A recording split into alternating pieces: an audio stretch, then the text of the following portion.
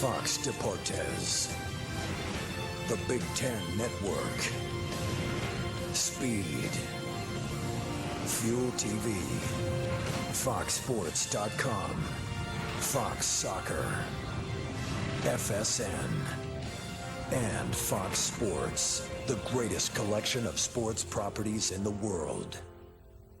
We are Fox Sports!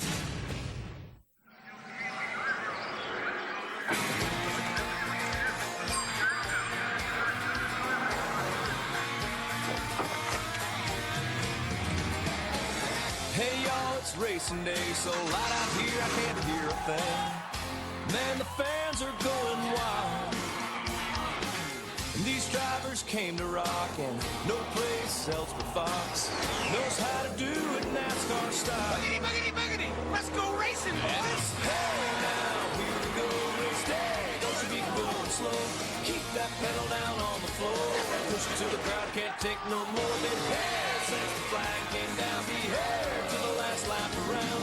Worked all week, it's time to play. Gonna get a little bit sideways. Here since the flag came down. Be here to the last lap around. Worked all week, it's time to play. Gonna get a little bit sideways.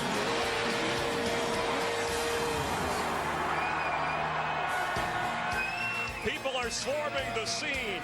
From the beaches of Daytona to the Arizona desert, America loves NASCAR. Fox Sports welcomes you to Phoenix International Raceway for the second race of the season. Which of the superhero drivers behind the wheel needs a bounce-back performance today? Will the experienced drivers hold the upper hand on this one-mile track? Or will the country's newest superstar, Trevor Bayne, make it 2 in a row? How does this 20-year-old handle success, fast fame, and fortune? We'll soon find out on our pre-race show delivered by Pizza Hut, and we are in the thick of it all here on Pit Road. And glad to have you with us as we go to where the action is to bring you closer to the races. Hi, I'm Chris Myers, and this is where America gathers every weekend for NASCAR. And a nice day in the desert, sunny, some clouds, cool, no rain, and good to be outdoors with our friends Darrell Waltrip, Jeff Hammond, and excited about the race today. It's also Oscar night, so today, help us out with some leading men we should keep an eye on. Well, there's no question that Kyle Busch is on the road. He's already won 2 races here this weekend, trying to go for the clean sweep.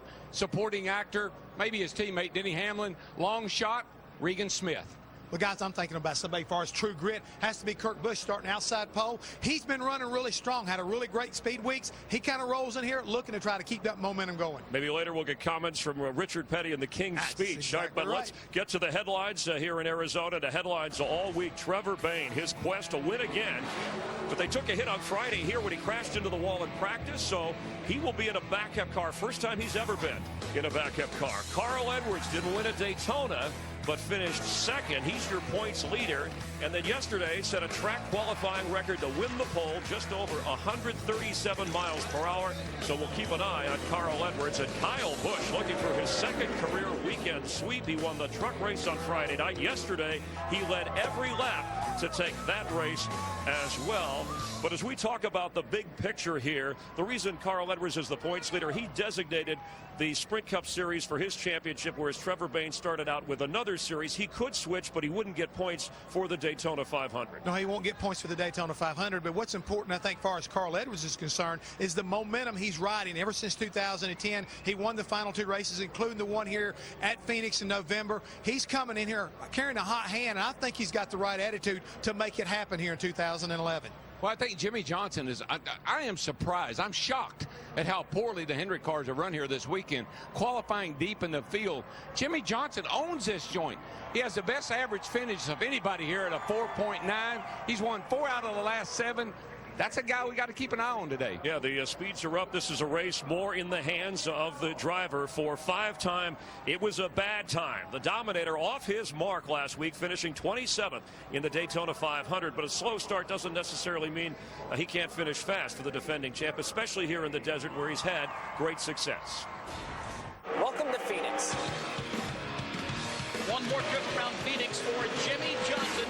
I love the mountains. Jimmy Johnson will win at Phoenix. What's not to like? Jimmy Johnson coasts across and wins it. I love this place. Jimmy Johnson comes to the line, winning here at Phoenix. But especially, I love to win here. Did you say 48? Oh, yeah. Well, Chris, even more amazing, in that span of time, 9 top 5 finishes to go with those 4 wins in over 1,000-lap sled. Jimmy, what is it about this racetrack that you like so much? For me, I think it's just been the fact that it's kind of a quirky track, and those types of tracks have always been good for me. 1 and 2 is so different than 3 and 4. The asphalt has been old. Obviously, that's all going to change here soon, but it's been a track where you don't have a perfect race car, and you slide around a lot, and you got to make stuff happen, and that's just been good for me. Good place for you to come back after last week. Yeah, it is. I mean, we're still learning some stuff. I mean, I think it's been mentioned a few times that the Hendrick cars aren't as fast as we'd like to see at this point of the season so far. But it is early, and it's hard to advance your cars when you can't test. So these first couple races are going to be a bit of a test session for us, and hopefully we're there in the top 5 to help that stat today. Thanks, Jimmy. Appreciate it. And Chris, he rolls off today, 28th. All right, thanks, Steve and Jimmy. He looks rather calm, Daryl, for a guy. Think about it. Last 5 Daytona 500s, Jimmy hasn't been in the top 25 yet. He's been able to win championships. I kind of like what he said, though. This place is a little quirky, but he's going to need max points today. And guess how many points that would be? 48. Oh, there we go. 48, 48. Numbers again, numbers, my friend. But I tell you, he's going to take a really hot hand coming off the pit road with his crew today. I think the way you bounce back from a poor starting position is getting good pit position and allowing these guys to do what they do. Pit road's going to be important today, and Chad Knaus got to make a pretty good call to get him up front. You guys look good. Your coat and tie's outside. This is kind of fun. All right, we're going to go 321 laps, 321 miles. We're just getting started on the pre-race show. Here's what's around the turn. We hope you hang around for the rest of the program. The Daytona 500 goes to Trevor. Who? People are still asking about the 20-year-old after his big win of the Great American Race. What kind of week did he have? You'll see it, you'll hear from him, and he'll join us live. Plus, Michael Waltrip makes a cameo at the White Sox spring training site. What do you get when you mix NASCAR and baseball? And a new segment on the show, Darrell Waltrip in a starring role. DW, what has him revved up? Last week, NASCAR on Fox's season started out with a bang. Danger lurked at every corner for the sport's biggest stars. Big Ray. Half the field. Oh, Junior! At the end, a new face emerged, the conquering hero. Trevor Bayne! Oh, my goodness. This is unbelievable. This is fairy tale stuff. And we welcome you back live here in Arizona. The grandstand sold out for today's race, but fans can get up on the hills, the nearby mountain ranges, and look in on the race today as we welcome you back to the NASCAR on Fox pre-race show delivered by Pizza Hut. Well, it's a special place, the intersection of good fortune and great skill. When an athlete starts on a journey, finds the fast lane, and then lands in victory lane. That's the story. Or pick up a...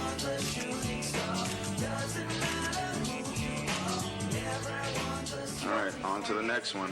Trevor Bayne! When you saw the checkered flag, what emotions did you have? Did you cry? You know, I almost teared up a little bit, but I had to hold that in. I can't let Dale Earnhardt Jr. and those guys see me crying over there. That wouldn't be good. We flew from Daytona to Cincinnati to Chicago to San Francisco to here, and now we're going to Phoenix. My head's starting to pound a little bit, but we're still doing good. It's good times. Well, young Trevor also got a call from the White House from Tim Tebow and received numerous marriage proposals. So who exactly is this guy really? Well, he doesn't have to look very far to find himself. 20-year-old Trevor Bayne. Are you kidding me? The Wood brothers return to victory lane. You're the man. The glass slipper fit. Am I dreaming right now? I wasn't dreaming. That just happened. Even Hollywood couldn't have written this story. Let's do a little recap. Wasn't I just driving my F-150 down to Daytona? Now who's gonna drive it back? Was I really drafting with Jeff Gordon during Speed Weeks? Jeff Gordon? My hero? Did I really start the Daytona 500 in the Wood Brothers' famous 21 car? And we were still in the game after 16 cautions and 74 lead changes? It's the last lap. I mean, somebody's got to pass us. But hey, at least I could tell my friends that I was leading the Daytona 500 on the last lap. Turn 1, still out front. Turn 2, still in the lead. Turn 3, here they come. Turn 4, they're looking low. Here comes the start-finish line. What? We won? We crossed the start-finish line in first. And then there's a checkered flag, and we're headed to victory lane. What? I don't even know where to go. Of course I knew where victory lane was. I was just caught up in the moment. I keep thinking I'm dreaming. I really do. I mean, next time I'll be sure to get my sponsors a little bit more TV time. Ford Motorcraft. First. My first ever Daytona 500, and we win it? Youngest driver ever to win the Daytona 500, 1976. I mean, come on, the last time the Wood Brothers with the 21 car won at Daytona, they were creeping across the start-finish line.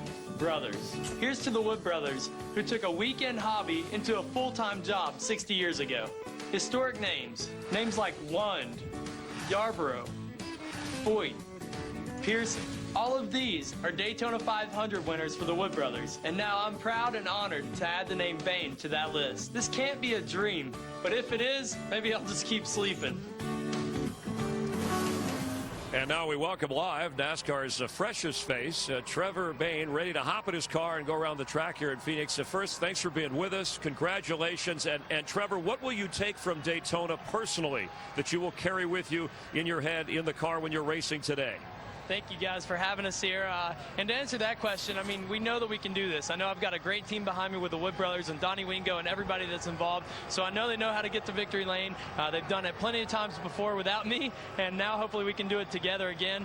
You know, I think that Donnie's got a really cool head, and he's good at keeping me paced and keeping my intentions in check here. You know, just focusing on maybe getting a top 15 run today. Hey, Trevor, it's DW. Buddy, last week you were Superman. And this week you're going to need some of those supernatural powers to dig out of that hole you're in. What's your plan for today? Exactly. Well, God really dug us out of it last week, and I think he can do it again. But we're good with whatever happens here. It's going to be a learning experience. This is my first ever Cup race at Phoenix. I learned a lot yesterday in the nationwide race, running 7th till we blew a right front tire and got into the wall. But I think we got a really solid car here on the long run, so maybe we'll get some green flag runs, get through the pack a little bit, and stay on that lead lap and keep our car out of trouble. Trevor, this is Jeff. The thing is, you mentioned Donnie Wingo and his ability to kind of keep you calm. You guys always have a team meeting. What was discussed during the course of that team meeting? Well, it's just the same things. You know, we want to be prepared for any kind of adversity, and, you know, they do a great job of that here. They keep everybody in check all the time, and we got a really solid pit crew, so we got them all pumped up, and, you know, we just went through the normal motions. You know, we came into this weekend just like if we would have finished 43rd at Daytona. We got to come into this ready to be prepared for adversity and knowing that we can do the job. All right, Trevor, thanks very much. Good luck today. We appreciate having you on. Thank you, guys. All right, he'll start 33rd in the 43-car field. Remember, he had the kind of the blessing of Jeff Gordon, like Oprah Winfrey. It's like getting her in your book club. But we'll see how many partners he has today racing around with him. Well, it's a different kind of racing today. It's all about the driver. You got to have last week you had to have a fast car. This week you got to have a fast driver. All right, we're counting it out at the start of the race here from Phoenix. And coming up, what happens when baseball and NASCAR mix? Michael Waltrip pays a visit to the White Sox spring training camp. Imagine him and Ozzie Guillen jawing with each other. You're watching NASCAR on Fox, the pre-race show, delivered by Pizza Hut. NASCAR on Fox pre-race show is delivered by Pizza Hut. Rev it up with all your favorite pizzas at low prices. Your favorites, your Pizza Hut. And here's a look above as we go from the White Sox spring training field to the racetrack. The Cactus League is in play as we welcome you back to our pre-race show delivered by Pizza Hut. Well, in Arizona this week, when you say splitter, you could be talking baseball or NASCAR. And that's what they were doing when the drivers of Michael Waltrip's race team, Martin Truex Jr. and David Rudiman, visited the Chicago White Sox at their spring training home in the nearby town of Glendale.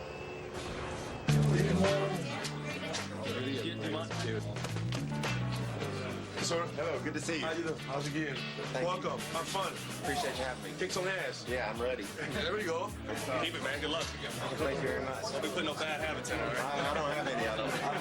Don't worry, it's got enough for you and me both. I don't know if this glove can catch. And you get an unbroken in one, too, didn't you? Yeah, this one's a little stiff. Well, here, buddy. Hey. Hey, use this gamer. Use this gamer. Absolutely. You want the gamer? You got the gamer. Everybody have a uniform. You got to run. Hey, let's go. You got to run. Martin, how's it going, man? What? You're not Martin, are you? No, Mark. How you doing? Dave Ruderman. Nice to meet you. Good. I got confused. You got Martin's number. He's got your number. Yeah, he's not here. He's got my number. He's got your number? When I'm out there, it's his number. Yeah, well, you know where he's at? He's right over there. Over there? I'd rather be hitting than driving. It's more safe hitting. You get hit by pitch, nothing going to happen. You get hit by car. Oh, I don't know about that. Oh! Yeah, how you like it? How you like it? Man, you know what I love most is the way you treat us. You made us feel like we're part of the team. Thank you for coming. Don't disappear. They like you guys here. Well, what's more difficult, to go 200 miles an hour in a car or hit a fastball at 100 miles an hour? Well, we know that those guys can hit a car. I'm just not real sure about a fastball. That's maybe a little bit too fast for them, Jeff. Drivers are athletes. They are. Hand and eye coordination, very important. Best hand-eye coordination in NASCAR? I'd say I've heard Denny Hamlin. All right. Speaking of drivers, let's check out our Pizza Hut prediction and who's going to win the race. We get all of you guys involved after week one. Slow start. We'll readjust the point standings. Let's go up to the booth, get Larry and Mike's thoughts. Mike, Larry? 2 wins and a second in his last 3 starts, and he broke the track record again yesterday. Carl Edwards comes in here as the favorite.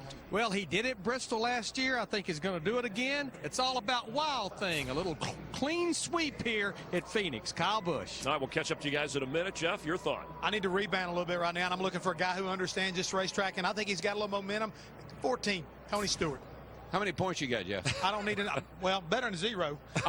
Look. I got Denny Hamlin today. I tell you what, he's looking for some redemption. A lot of people think he lost the championship right here last year. Today he gets started on a new year. All right, you can log on to foxsports.com/Pizza Hut. Vote for your favorite driver. Win today. Win a trip to next year's Daytona 500. Be sure to keep an eye out for updates during the race and see who you, the fans, voted as the Pizza Hut favorite fan driver. Coming up, an all-new edition of Gas and Go. And DW, why in the world is he all revved up? Well, if you stay tuned, you'll find out.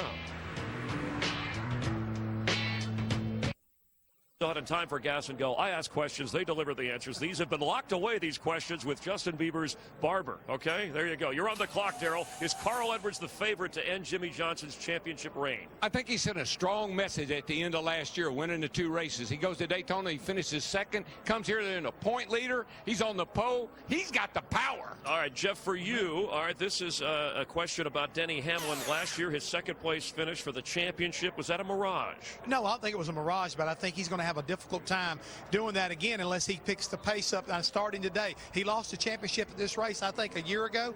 He needs to do something about it today. Turn it around. Yeah, that's in the back of his mind. Dale Earnhardt Jr., he has won at Phoenix before, but we know it's been 94 races without a win. Does he end the streak before it hits 100? I tell you, they're struggling, and I am shocked at the Hendrick cars qualifying as poorly as they did here at a track that Jimmy Johnson has owned, one of his teammates. He's driving a former Jeff Gordon car. Jeff almost won this race here last year. Don't know what's going on. Could be an aero thing with the new nose. Yes or no?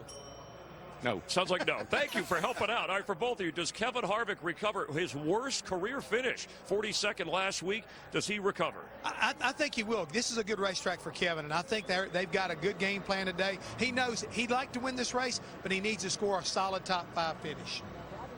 He bounces back, in your opinion? Well, I think he does. Okay. He's too hard to keep down. I think that's a good pick. All right, thanks for playing along with Gas and Go. All right, now each week, this is a new segment on the show. We're excited about this. We're going to give Darrell Waltrip, our 3-time NASCAR champ, DW, a chance, a platform to vent, compliment, or critique. So, Darrell, what's on your mind? What has you revved up? Folks, let me ask you something. Did you enjoy that racing last week? Was that not the most exciting racing you've ever seen? What about that finish? Young kid wins it out of nowhere. History was made. Old guy, new guy. I love what happened last week, and here's my message to anybody that wants to mess with what we saw last week. Like Billy Joel said, don't go changing. I love you just the way you are. Leave it alone. All right, and we love you just the way you are. If it ain't broke, don't fix it. Hey, who would play you in a movie? Oscar Sunday, right? Who would be? Oh, Clint Eastwood. Clint Eastwood. All right. How about you? I'll settle for Jeff Bridges right now. He's looking pretty good in True Grit. Not bad. I was thinking more like Russell Crowe and Jim Carrey. All right, Daryl's going to head up to the play-by-play booth with Larry and Mike, and Jeff and I eventually will get to the Hollywood Hotel, and we will get you ready for the start of the race here in Phoenix. We're glad you're watching the NASCAR on Fox pre-race show delivered by Pizza Hut. Glad you're watching NASCAR on Fox as we get ready to roll the Subway Fresh Fit 500. More than 70,000 gathering here in the desert for the second of 36 points races. Let's head down to the track for opening ceremonies. It's NASCAR on Fox. Of Bermuda hats as the Luke Air Force Base Color Guard presents our nation's colors. Please remain standing as Phoenix International Raceway Chaplain Ken Bowers offers today's invocation. Thank you, Father, for allowing us to join you here on a perfect Sunday in Arizona at Phoenix International Raceway. Thank you, O Lord, for the exuberance of youth and for the wisdom of maturity. We pray, O Lord, you will bless us with a safe race today, and may we all say together, thank you very much. In your name we pray, and everyone said, Amen. Please welcome Golden Globe-nominated actress, well known for her role in The Phantom of the Opera and currently starring in Showtime's original television series, Shameless, Emmy Rossum, as she performs our national anthem. Oh, say, can you see by the dawn's early light what so proudly we hailed at the twilight's last gleaming, whose broad stripes and bright stars through the perilous fight o'er the ramparts we watched were so gallantly streaming, and the rocket's red glare, the bombs bursting in air, gave proof through the night that our flag was still there. Oh, say does that star-spangled banner yet wave o'er the land of the free and the home of the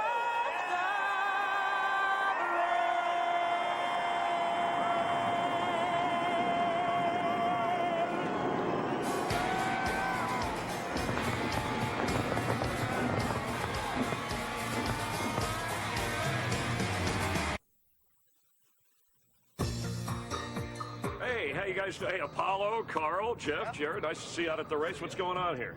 I'm telling these guys, I'm running the New York City Marathon. So we're talking about how important a nutritious breakfast is before you start your training. I'm talking pancakes covered in syrup and butter. No, Jeff, we're not talking about that kind of breakfast. The guy wouldn't be able to run 2 miles on that, all right? He's got to eat healthy.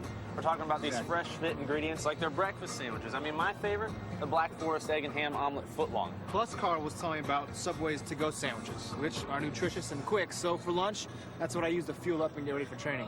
I mean, just look what a healthy breakfast and lunch gave me the power to do.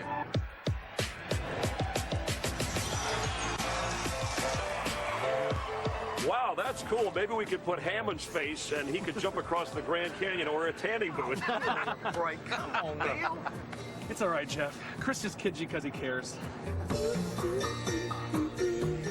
And it was a nice gathering. A little awkward, though. Nice meeting Apollo when Jeff Hammond said to Apollo, congratulations on being the first guy to land on the moon. Anyway, we're glad you're with us for the Subway Fresh Fit 500.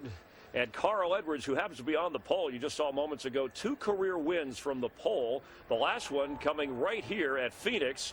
And you know about Jimmie Johnson's success here. We've actually had 4 different winners in the last 4 races here. So we could expect anything once the cars get rolling. Ladies and gentlemen, please welcome back the most decorated American Winter Olympian and Dancing with the Stars champion, Apolo Anton Ohno, as he delivers the most famous words in motorsports.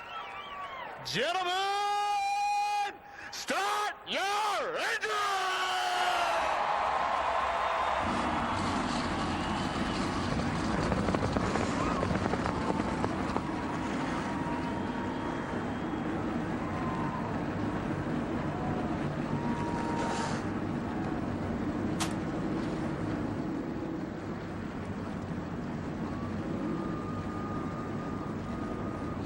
Back in the Hollywood Hotel with Jeff Hammond, Chris Myers will enjoy the race with you. Let's go upstairs to Darrell Waltrip, Larry McReynolds, and outside before they jump into the booth, Mike Joy. Lights, camera. What kind of action today, Mike? Well, a lot of wind up here to be sure, Chris, but we move from the excitement of Daytona to the emotion of short track racing here in the desert at Phoenix, Darrell. Well, yeah, and by the way, when Apollo said, I want to reach up and start my engine, man, that was exciting. But one thing about last week, you kept hearing the crew chief spotter saying, keep your cool, be patient, be patient. Throw that out the window today. But the one thing you got to keep control of today is your emotions. A lot of tight racing, going to be a lot of pushing and shoving. People are going to cut you off. You got to take care of the car, not lose your temper and run over somebody. Got to stay cool all day long. Easier said than done. Last week at Daytona, if a driver was on your rear bumper, he was your friend. He was trying to help you go faster. This week at Phoenix, that's gone, because if he's on your bumper, you're trying to hold him up. He's going to get aggravated. He's going to think about, I'm going to bump this guy and get him out of my way. Short track racing. All right, thanks, Dan, on the 1 mile Phoenix International Raceway.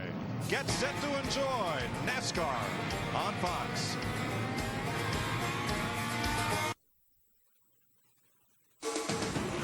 The Subway Fresh Fit 500 is sponsored by Subway Restaurants, the official training restaurants of Carl Edwards. Subway, eat fresh.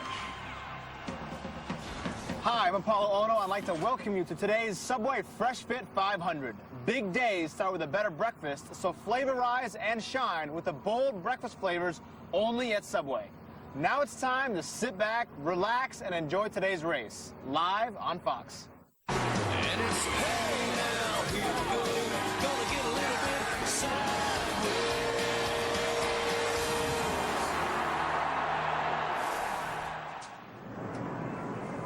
Ready to race on a breezy but sunny day in the Arizona desert. High in the 60s yesterday. It won't hit that today. The fans will be a little chilly, but they're going to see some great racing action.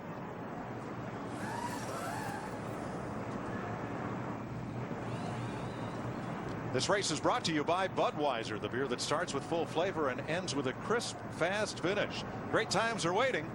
Grab some Buds.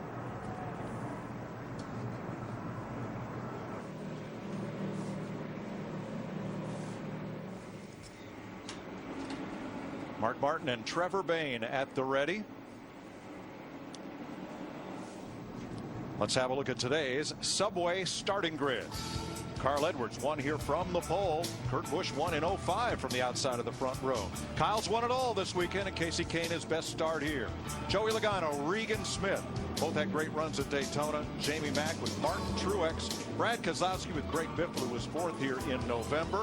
Those are your top 10 as you look down through the grid. Darrell, who are we going to dial up today? I think we'll talk to Carl Edwards. What do you say?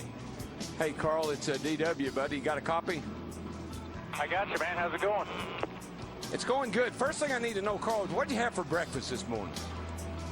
That's a Black Forest ham and cheese omelet footlong. Roger that. I figured that's what you'd say. Hey, got a fast forward sitting on the pole. Got some hungry hounds all around you. Can you hold them off? I think we can. You know, there's still a lot to be seen, though, here. The track's green. The weather's changed. You know, this Subway Ford's fast, and the key will be being fast at the end. So we got Bob Osborne up there on the box. I think he's the best guy to have in that position to adapt. So hopefully we can be there at the end. Yesterday you had a great race. You expect that to be your competition again today with Kyle? Yeah, I think it's, there'll be a few guys. I think it's tough to pick one guy, but Kyle was real fast in practice. I think he'll be tough. I learned a lot yesterday racing with him.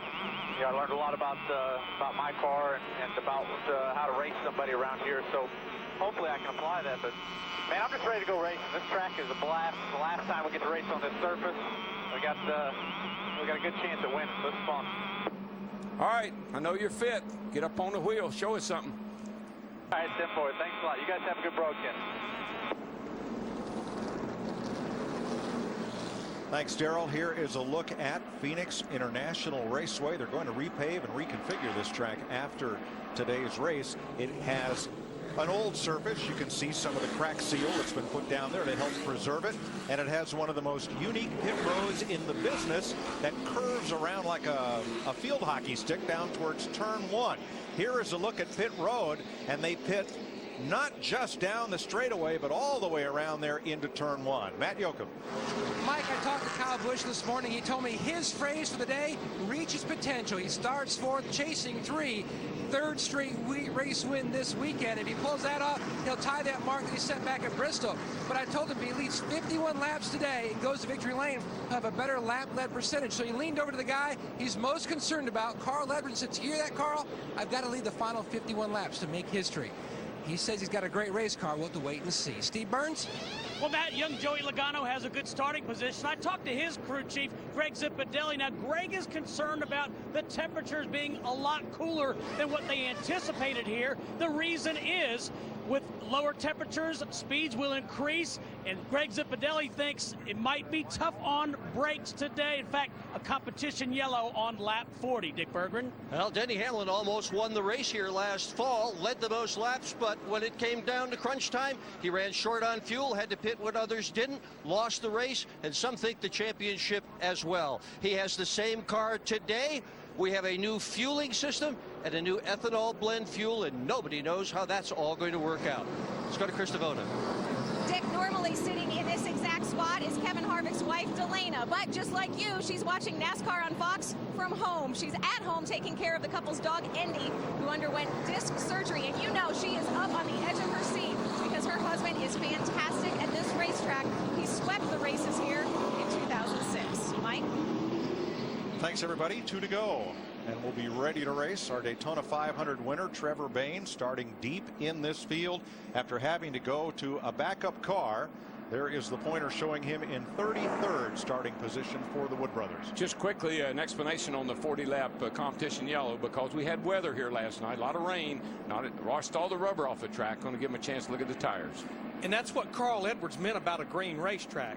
We've had 2 days of rubber going down on it. With the rains we had, it's all gone now.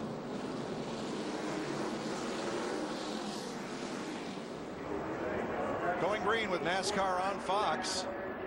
Things to look at here today. This track definitely has a short track feel. You're going to have to keep up with the racetrack with that sun dipping low in turn number 1 and the changing surface. That means keeping your tempers and your brakes cool enough to move your way up through the field.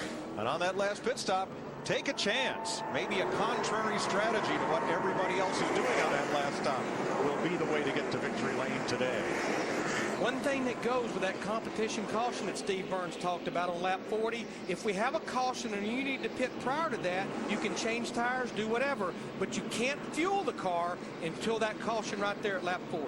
And one thing we're going to have to deal with, these drivers is the sun in their eyes coming down the front straightaway here. And if you can already see on Carl Edwards' car right there, he is anticipating that sun to be a problem. He's really got that windshield tape way, way down. A lot of tape there on the inside of the windshield. This 1-mile speedway will see 500 kilometers of racing today in the Subway Fresh Fit 500. That's 312 laps on the mile. 45 on pit road. The pace car runs 50.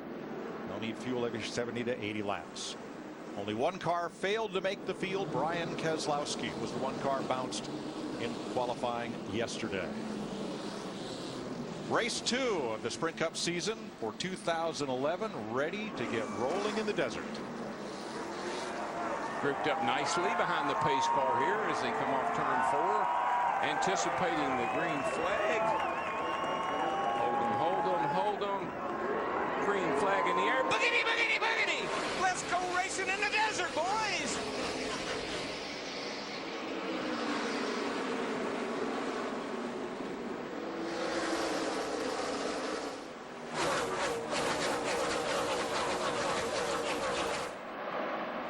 Busch got a great launch off turn 2. The double deuce looks to lead lap 1. And here comes Kyle and Carl right behind him. Darrell, I'm a little surprised on the start of the race that Carl Edwards, he has the option, that he didn't take the outside, because it's like you can get it wound up more and get the launch down the back straightaway. He probably will next time. Probably learned a little something there. That outside's usually a little quicker. For the first time in the last 307 laps of competition on this racetrack this weekend, Kyle Busch was not the leader. Jamie Mack, Regan Smith, and Greg Biffle battle. This is for 7th.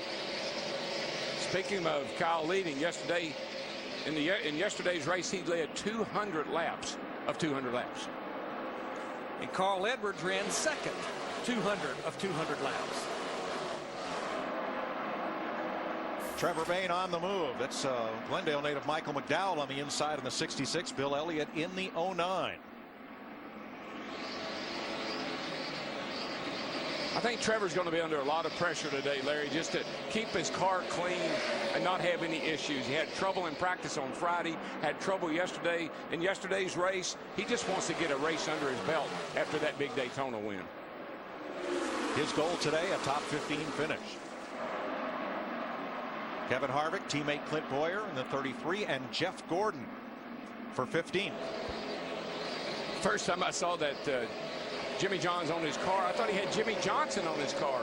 And if you recall, he said that he put 4848 in his password in his cell phone because he wanted to constantly be reminded of the guy he was going to try to knock off the throne this year. Kurt Busch has led 5 of the last 6 Phoenix races. His younger brother wants the lead, not this time. But down in turn 1, Kyle has the inside line, and he's the new leader. Looks like Kurt in the 22 tried to do the crossover through 1 and 2, but I think his brother Kyle in the 18 will prevail.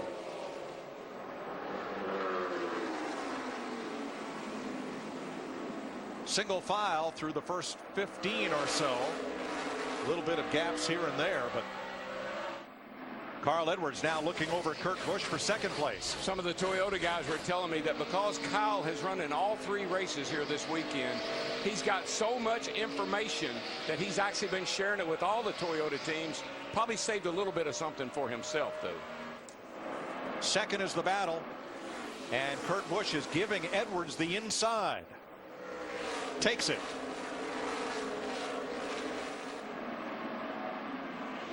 One thing I don't think we'll hear about or hear even in our broadcast, unlike Daytona, I don't think you'll hear drivers talking to each other. And each spotter will be taking care of their driver. Yeah, teammates may talk to each other under caution, but not during racing. Probably what you'll hear is somebody will say, well, you tell so-and-so spotter to tell so-and-so, because he doesn't want to get on the radio and talk to him himself. Yes, no co-opetition here between competitors, no frenemies on the racetrack.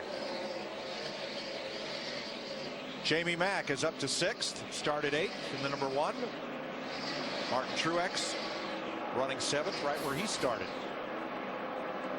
Guys are kind of like a bunch of 6 years old today.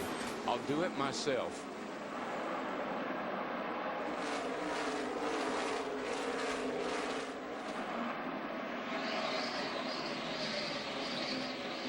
Denny Hamlin's number 11 has moved into the top 10.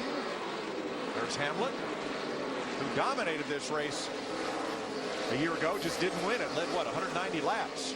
Yeah, I felt like this would be a good measuring stick for this 11 team, Denny Hamlin, because, as you mentioned, here in November, they led 190 of the 312 laps, had to pit for fuel late in the race, and that's kind of when the wheel ran off of their championship efforts. They had a good race car at Daytona, but they just never capitalized on it. This is where they need to step it up. They certainly had their share of trouble at Daytona. I know they're glad to be back here. Even though they didn't win this race last year, I think this is where they're going to get some redemption. They're going after them today. Everyone chasing Kyle Busch. That's been the story of the weekend here in Phoenix.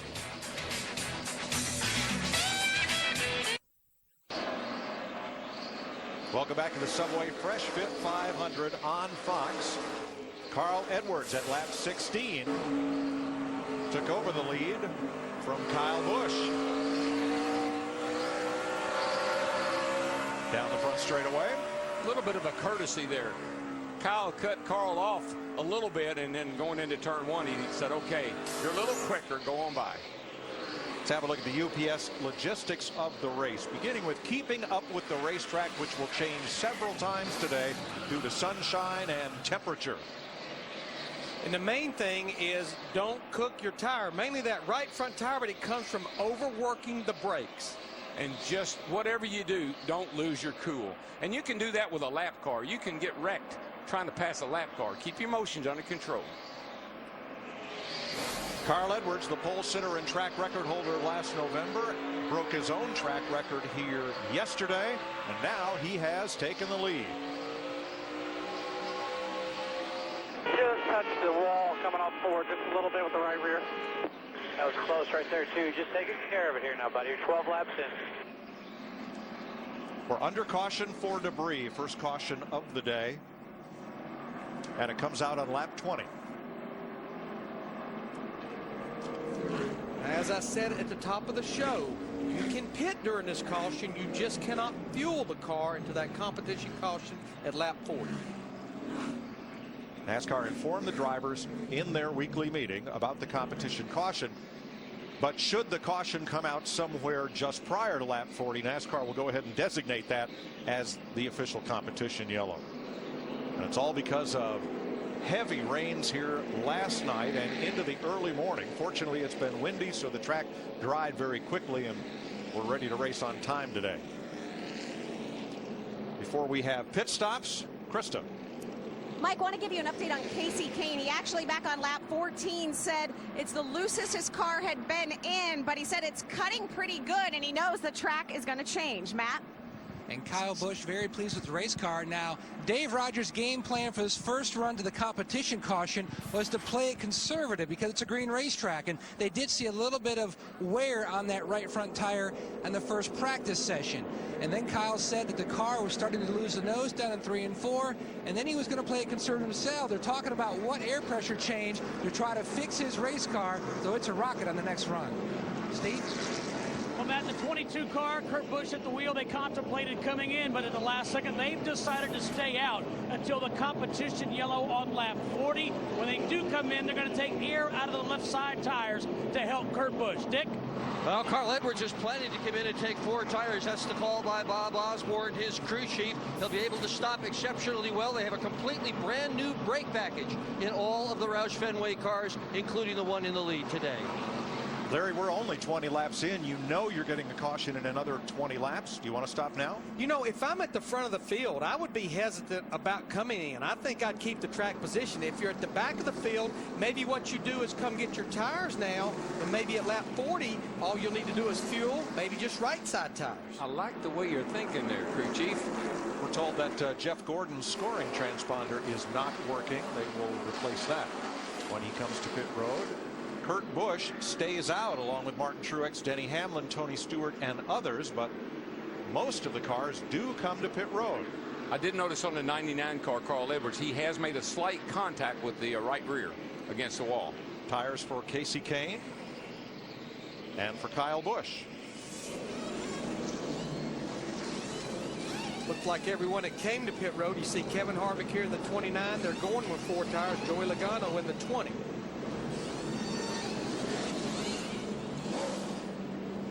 More tires for the pole sitter. Now some of those that got quick service are out quicker.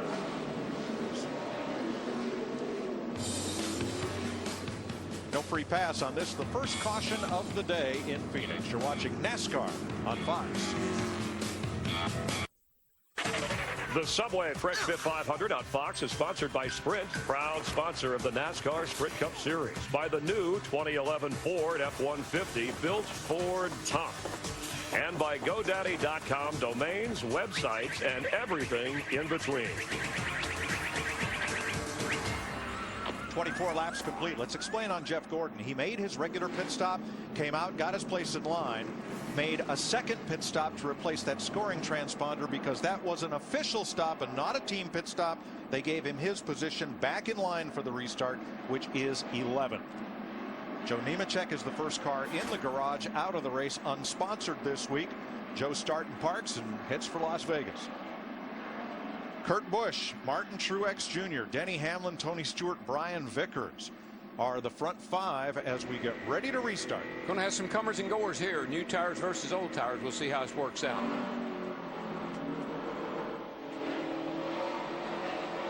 Green flag.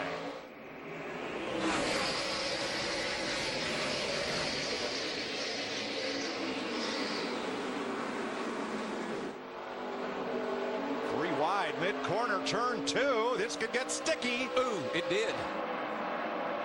And a big part of that is some drivers with 4 fresh tires, some drivers with no tires from the start of the race. And who was way out there 3 wide? Kyle Busch. He loves those restarts, man. That's when he gets a bunch of them normally. Denny Hamlin looking for the lead, harassing Kurt Busch as they go to turn 1.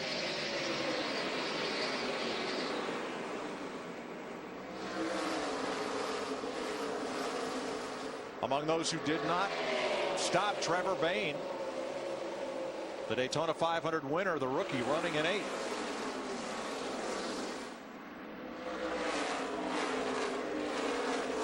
Brian Vickers on the inside of Truex. Truex in 3rd behind Busch and Hamlin. About to lose that spot to Vickers. Maybe, maybe not. Wow, it gets thick back here. That's J.J. Yaley, the 46 up on the outside. That's a wad right there. Dale Jr. through the middle, Rudiman on the bottom on the apron to keep from contact. You just don't want to get wadded up. In J.J. Yaley in that 46, he was one of those 10 cars that did not come to pit road that time. Daytona and the bump drafting style of racing there is but a memory.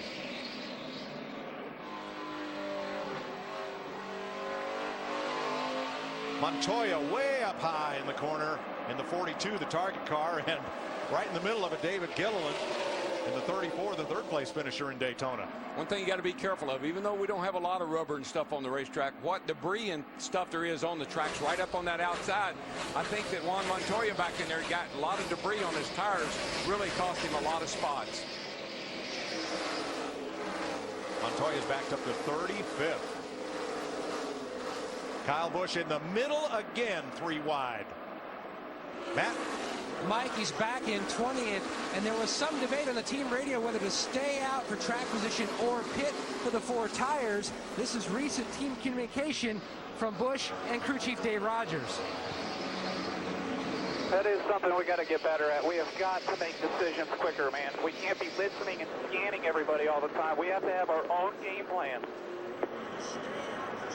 I like what he said, and that's good. That's good constructive criticism for his crew chief. This is like running a Martinsville short track Bristol. You got to know what you're going to do before we get to turn 4. And Darrell, what I think Kyle Busch was trying to tell Dave Rogers is you're listening to other teams to make your decision. Make your own decision. For the lead, Denny Hamlin on the inside of Kurt Busch. And Hamlin picking up where he left off last November with his Joe Gibbs Toyota out front. Yeah, I think that's how. I think he knew how important it would be for track position. We'll see how this works out when we get the next yellow flag.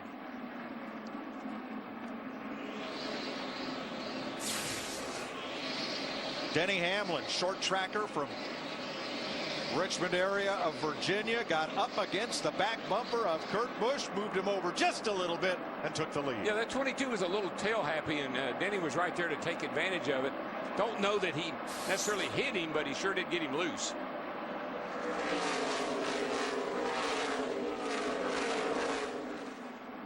Jimmy Johnson started deep in the field, 28th. He is up to 10th. Kevin Harvick and Greg Biffle nose to tail just in front of him, 8th and 9th. Johnson splits the middle. Boyer inside on the high side. That's Ryan Newman. And Newman gets a good drive off the corner. They're going to leave Johnson in their wake. That's a good thing about that turn 2. Trouble turn 2. Logano, or is it Robbie Gordon goes around? Robbie Gordon. You're good. Hold it right there, buddy. All good. Second yellow flag of the day. This one comes at Fire lap out, there you 34. go. You're good. Pace car's just rolling. You're all good. Robbie Gordon, who won here in an Indy type car in 1995. Got tires down on the right side. I guess that's from the spin. He's going to have a really tough time getting back to the pit road without tearing something up. See what happened to the number 7 here, Darrell. There he is right alongside Logano. Right down here on the bottom. That's the 7 car. Oh, he pushes up, gets clipped just a little bit by that's Ambrose. Ambrose, and that got him loose. And to keep from running into Joey Logano, he had to spin out. He being the 7 car of Robbie Gordon. 34 laps complete, and NASCAR has informed the teams this will be the competition caution as Robbie Gordon goes for a ride. Guess everybody will come this time, Larry. Look at this. Isn't this a great shot? Fox extreme slow motion, our Exmo cam, picks up all that travel as he goes from asphalt to grass. Pit road's a busy place. Krista. Yeah, Brian Vickers is one of the cars who did not come in before, so he chooses to now. He needs a little bit of drivability off of 1 and 2. It's a 4-tire change for Brian.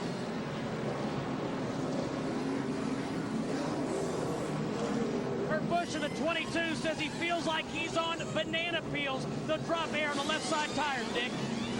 Denny Hamlin is in for a pit stop as well, taking 4 tires. Matt. And the service already complete, Nick, on the 18 of Kyle Busch. Besides the 4 tires, they also had to pull out the fender, a little bit of damage cosmetically at about the 11 o'clock position. Well, this is going to be an interesting restart because the 2 hometown heroes, along with 2 other drivers, did not pit. We'll update you when we come back.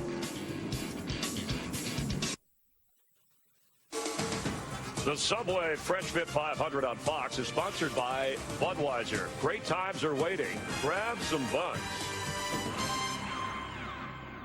Those 4 drivers I mentioned who did not stop the first time around did stop the next time by. So now getting ready for green, Carl Edwards, Clint Boyer, Kurt Busch, Jeff Burton, Brad Keselowski, Regan Smith.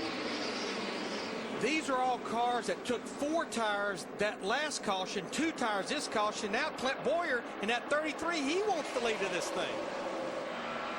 Okay, that 99 and the 22, they got some smoke up the back straightaway there. They get it on.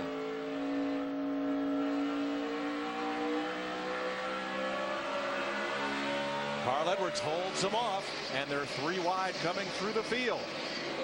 Denny Hamlin makes contact as Rudiman and the 27 of Paul Menard works the outside. Kyle Busch sliding back. Something's happened to the 18. He got in the wall over there off turn 2 pretty hard. He's trying to make that real high line off of 2 over there work, and they're forcing him into that outside wall a lot of times. I don't see a lot of damage on the car, though. It looks pretty clean.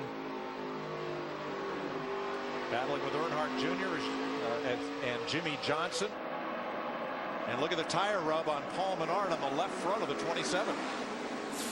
Let's show you what happened to Kyle Busch. Watch the 18. Here he is, up here on the outside, and he just gets higher, higher, higher, and Kevin Harvick forces him up. Little bit of contact, not as much as I thought. No damage. Just really not enough racetrack to be trying to run 3 wide on the exit of that corner. And it's still real dirty up there. I mean, if there's no rubber in the groove, imagine what it's like when you get that high. J.J. Yaley on pit road with the hood up. Let's show you the replay of what happened to Robbie Gordon to bring out that caution, and you'll hear Gordon's reaction. Watch the number 7, the orange car. Contact. Who did that? You didn't. It's like you just jumped back in the gas. It broke loose. Nobody touched you, bud. They hit me in the right rear corner and drove me to the inside. Robbie was right. He got just a little bump from Marcus Ambrose in the 9. Now Robbie is 1 lap down back in the 39th position in that 7 car. Joe Nemechek, Dave Blaney in the garage. J.J. Yaley is being pushed there. And Joey Logano spent some extra time on pit road during that caution. Why, Steve? Well, Mike, I just asked the car chief, Jason Shapiro, if he'd lost a cylinder, because that's what it sounds like. He said, I don't want to use a drag racing term, but it's internal, and it sounds like it's mixing cylinders.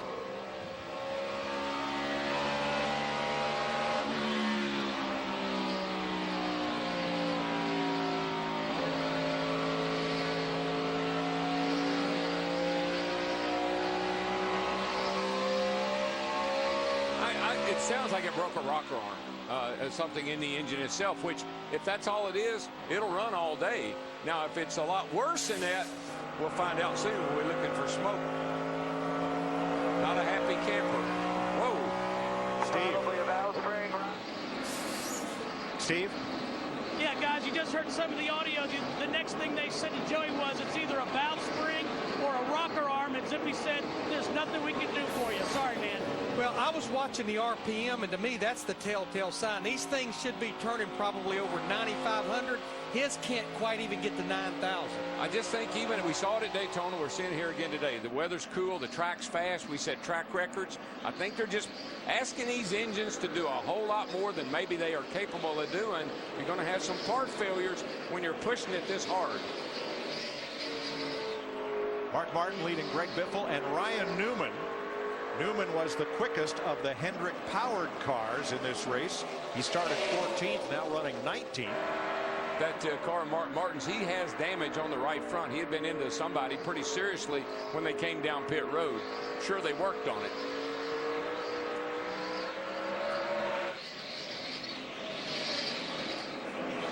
Based on your vote, the Pizza Hut fan favorite today is Dale Earnhardt Jr. Let's see how he's doing. He's currently 27th. Jr. was the fan favorite last week, polling 53% of the total vote. So make sure you tweet your vote for your favorite, and we'll keep you up on how he's doing throughout the day.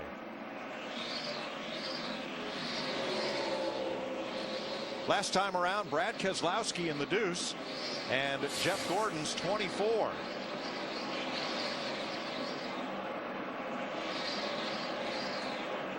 Pardon me, coming through. That's how you pass on a track like this.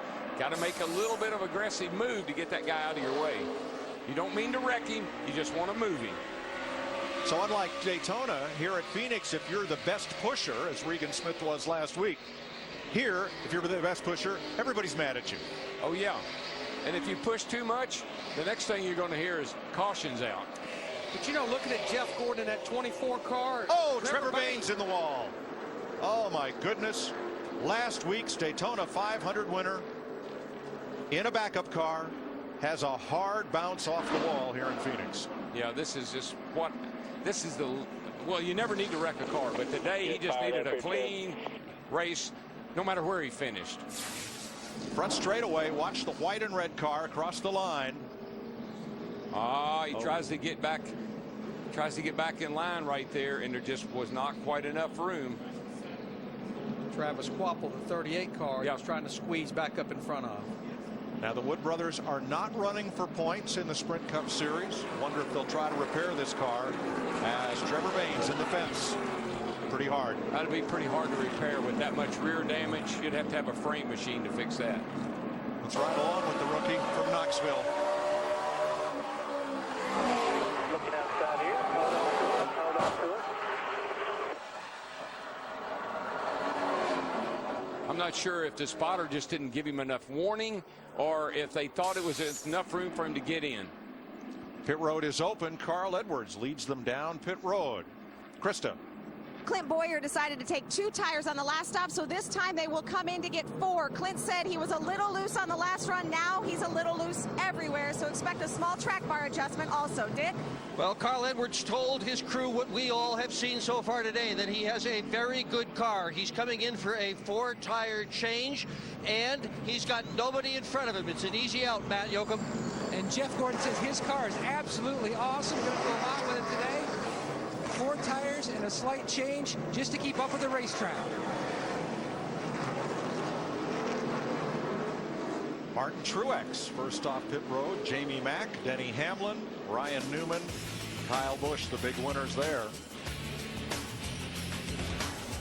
Trevor Bayne, the Daytona 500 champion, hard into the wall here in Phoenix. The Subway Fresh Fit 500 is sponsored by Subway Restaurants, the official training restaurant of Carl Edwards. Subway, eat fresh. By the new Chevy Silverado HD, Motor Trend's 2011 Truck of the Year.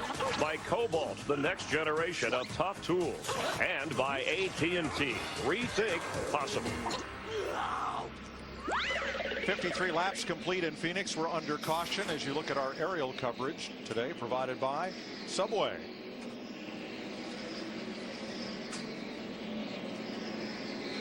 "37 cars on the lead lap.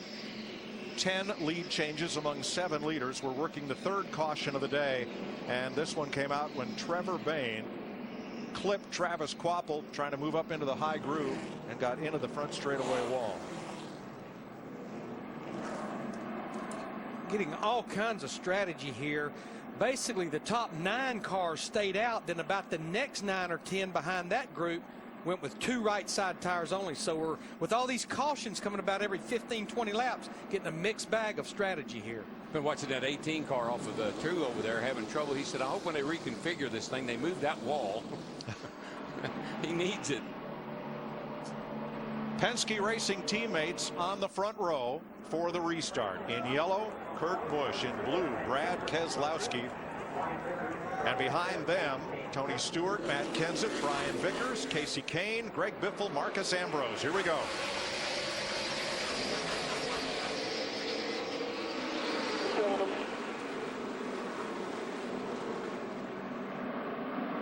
Of the top 10 right now, only 1 pitted on that caution. Here comes Stewart looking for 3rd, 3 wide. He's going to get it as Keselowski in the deuce falls back a bit. Look at that, Marcus Ambrose down there on the inside in that 9 car. That's the first time we've seen him up near the front today. Big pack out of turn 4. Time for a Fox crank it up.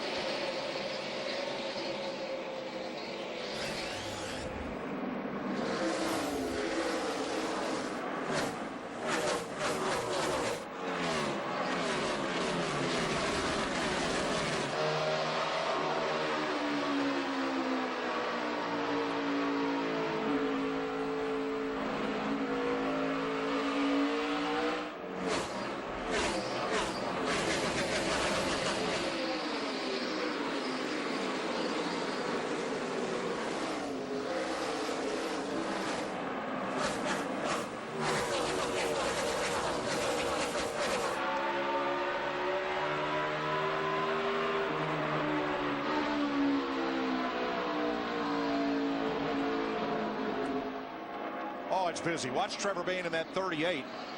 He is right. Travis Kvapil, who got into Trevor Bayne, was not Kvapil's fault. But now he did not pit, and he's trying to work his way back through this pack of cars with fresh tires, and it's just a logjam. Yeah, he had that whole group right there, especially Clint Boyer in that 33 car. Look at Edwards. He ran all the way across the rumble. Trouble. Around goes Kane. Spinning behind you. Nice and easy. Kevin Harvick in that 29. Edwards is in the wall. Jeff Gordon, I don't know if Jeff got in the wall or not. Yes, I don't know how much damage there, Gil. I believe Jeff Gordon got some damage too.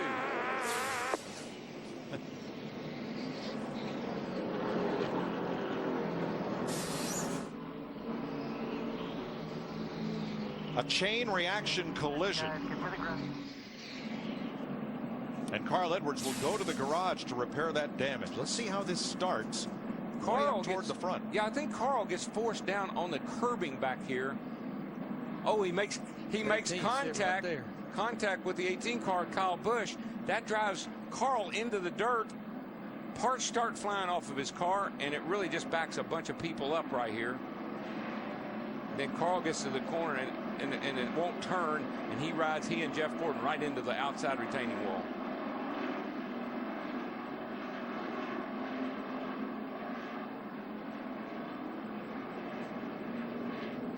There's the first contact by Kyle Busch in the 18. Wow.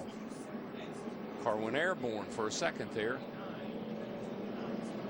And look, parts flying off. It's a brake duct flying off under the 31. 38.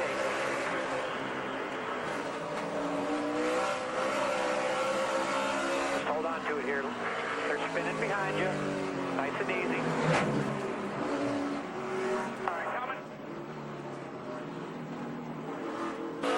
Not Casey Kane, it was Kevin Harvick who spun. That's the black car. Keep coming, come on, they're just stacking up. Come on. Watch from David Reagan. He got hit by Mark Martin. Behind you, caution's out. Stay down low. Got 2 up high. Stay low. Jeff Burton in the 31, right in the middle of all this. He got into the back of Edwards here. You know, it looked like the 18 car of Kyle Busch was trying to spin out. And Carl was there, and Carl really straightened the 18 up and paid the price. As did Jeff Gordon. What's the 18 car? Well, we're past that now. Yeah, this is Harvick going around off the bumper of Mark Martin. There's everything backed up. Wow. Under caution at 61 laps in the desert. Top of the hour, NASCAR on Fox in Arizona, and time for an AT&T race break. And the action hot and happening early in the desert. Second race of the year following the dramatic finish of the Daytona 500. Kyle Busch passing brother Kurt Busch for the lead. What a weekend for Kyle. Carl Edwards, the pole sitter, taking the lead early. And then Kyle Busch having some trouble. Drivers a little testy early, not giving each other much room as Kyle goes into the wall. Lap 50. The winner of the Great American Race, who had a busy week, told us in the pre-race show he wanted just a top 15 and to stay out of trouble. But Trevor Bayne into the wall after starting 33rd. And then moments ago, involving Carl Edwards and at least 5 other drivers, brings out the caution and has torn up a number of race cars for some drivers hoping for a bounce-back race today.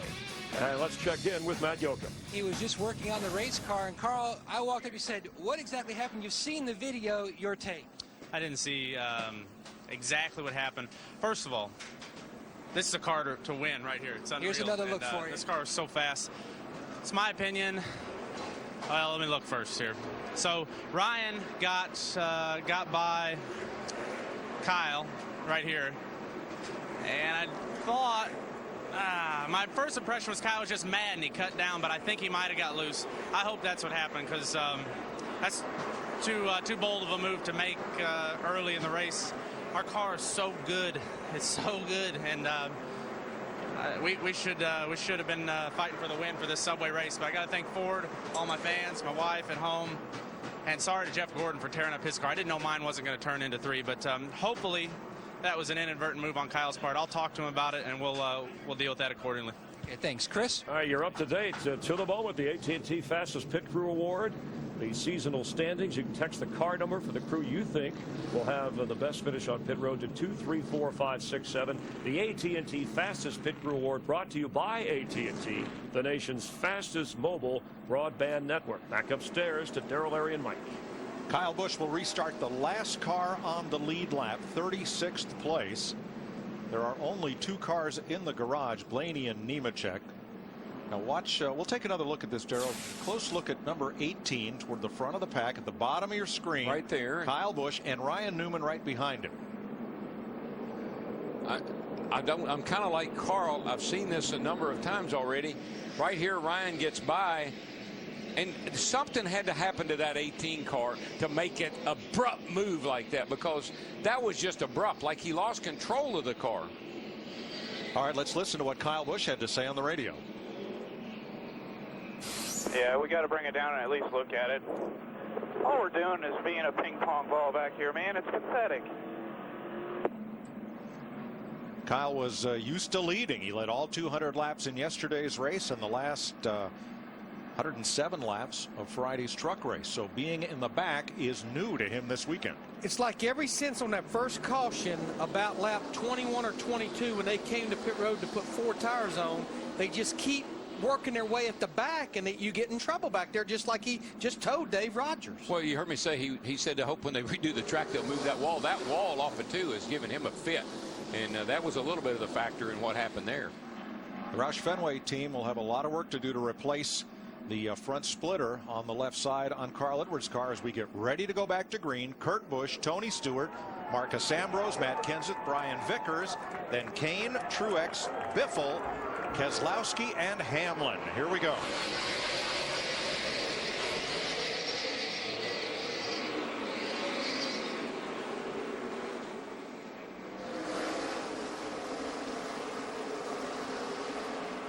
Around goes Vickers. Oh no, another one. Low. Watch me, both sides. Come on. Oh, this is wiping out half the field.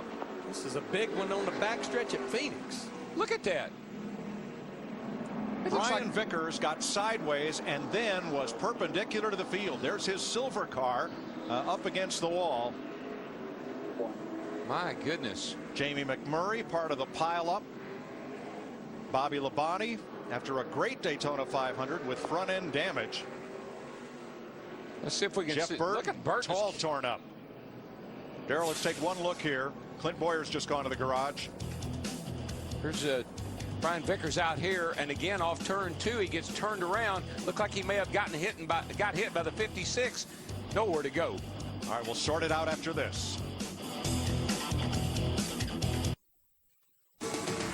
The Subway Fresh Fit 500 on Fox is sponsored by Sprint, proud sponsor of the NASCAR Sprint Cup Series.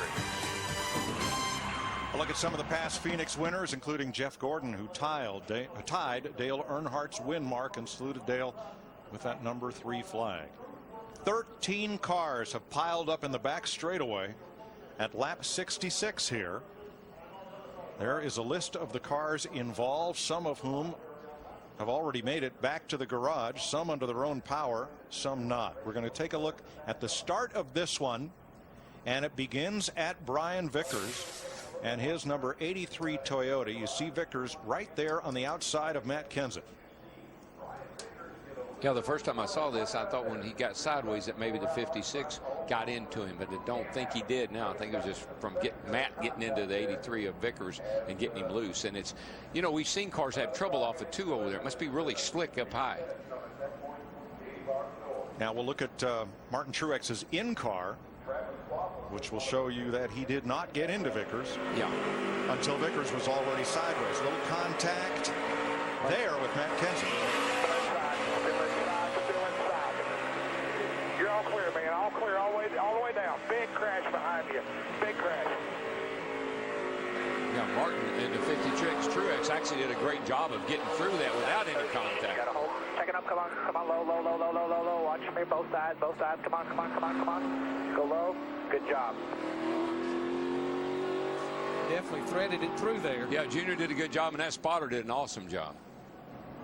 Vickers sideways. Everybody tried to go low, but the curbing, the Dragon's Teeth down there is pretty steep, and a lot of cars bounced off that and into harm's way right there at the dog leg. The nose on these cars are so strong. Man, look at Travis Kvapil get into that wall. That's huge. But the nose on this car is so strong that when they hit that curbing with it, it launches the car. Clear low. Stay easy. Back it up. Right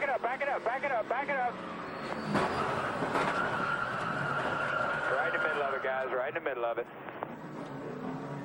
On our Fox Exmo extreme slow motion camera, here's how this all got started. With Vickers getting a bit sideways after very, very slight contact from Kenseth. But Darrell, that contact comes at a point when both cars are turning and right on the edge of control. I believe this is what happened to the 18 car, though, and Carl got in, and the 18 car got into Carl back there because of this very same thing. And Larry, on that slow-mo, is that left rear tire down? I believe it is. I don't know if that's maybe when he got together with someone, but there's no question the left rear tire is flat on that race car. That's exactly what happened. I believe Kenseth got into him, cut his left rear down, and that's why he couldn't recover. What's Digger going to see? Look out, Digger, look out. Bye-bye. Everyone involved in the accident walked away from their cars and is okay. Here's Matt. Mike, it looked like the Daytona big one here at Phoenix, simply a mess from your perspective, Clint. Just a shame. You know, we're all better race car drivers than this. To be racing that hard this early in the race, we're all out there racing like it's our first time. You know, it's just kind of embarrassing, to be honest with you, to be wrecked this early. The Cheerios Hamburger Helper was pretty good. You know, just disgusted to be in here like this, and, you know, pretty disgusted with the whole thing, to be quite honest with you. The new point system making it even more crucial to get back out. Will you be able to get the 33 repaired and back out on the track? Yeah, we're going to get back out, but, you know, our day's done. A lot of people's day's done right there. Just, you know, 2 early cautions that wipe too many cars out like that. We're all professionals, and we should be driving like it. Thank you, Clint. A 13-car pileup, and 4 of the top 4 finishers in last week's Daytona 500 have all crashed today. 7 of the top 10 finishers in the 500, including Bobby Labonte, have wrecked today. But just think about Clint Boyer, that 33 car. Had a great car at Daytona, was caught up in a crash. Good car today, caught up in a crash. His teammate Jeff Burton, 2 bad finishes now. Yeah, and Regan Smith here, he was kind of one of my dark horse picks for today, and he's sitting there with a radiator busted. And we listened in. I think everybody still thinks they're at Daytona. I think someone just hit somebody right square in the bumper, man, and that's... Man, that all started from the 17, running 83 up the racetrack off at 2. Good analysis from a fellow who may have a broken radiator there. Well, let's hear from Brian Vickers. Krista? Yeah, Brian Vickers back here in the garage, and I know looking over every piece and part of the car, it's pretty mangled. But what are your thoughts, and what exactly happened out there? Yeah, it was a hard hit. Hopefully we'll be able to get back out. I don't know. Matt wrecked us. He just door slammed me in the middle of the corner. I don't know what, 75 laps, 67 laps into a race. You know, it's going to come back to him. Had you guys been racing hard up to that point? I mean, everyone's racing hard. Everyone wants to win and do well, and track position is really important out there right now. I felt like that was pretty unnecessary to be this early in the race. I would have felt that would have been unnecessary at the end of the race, but that's fine. We can come back from this. The guys will do a good job getting the car ready. Hopefully we'll get back out there. I hate it for the Red Bull crew. We had a really good car. Was really happy with it.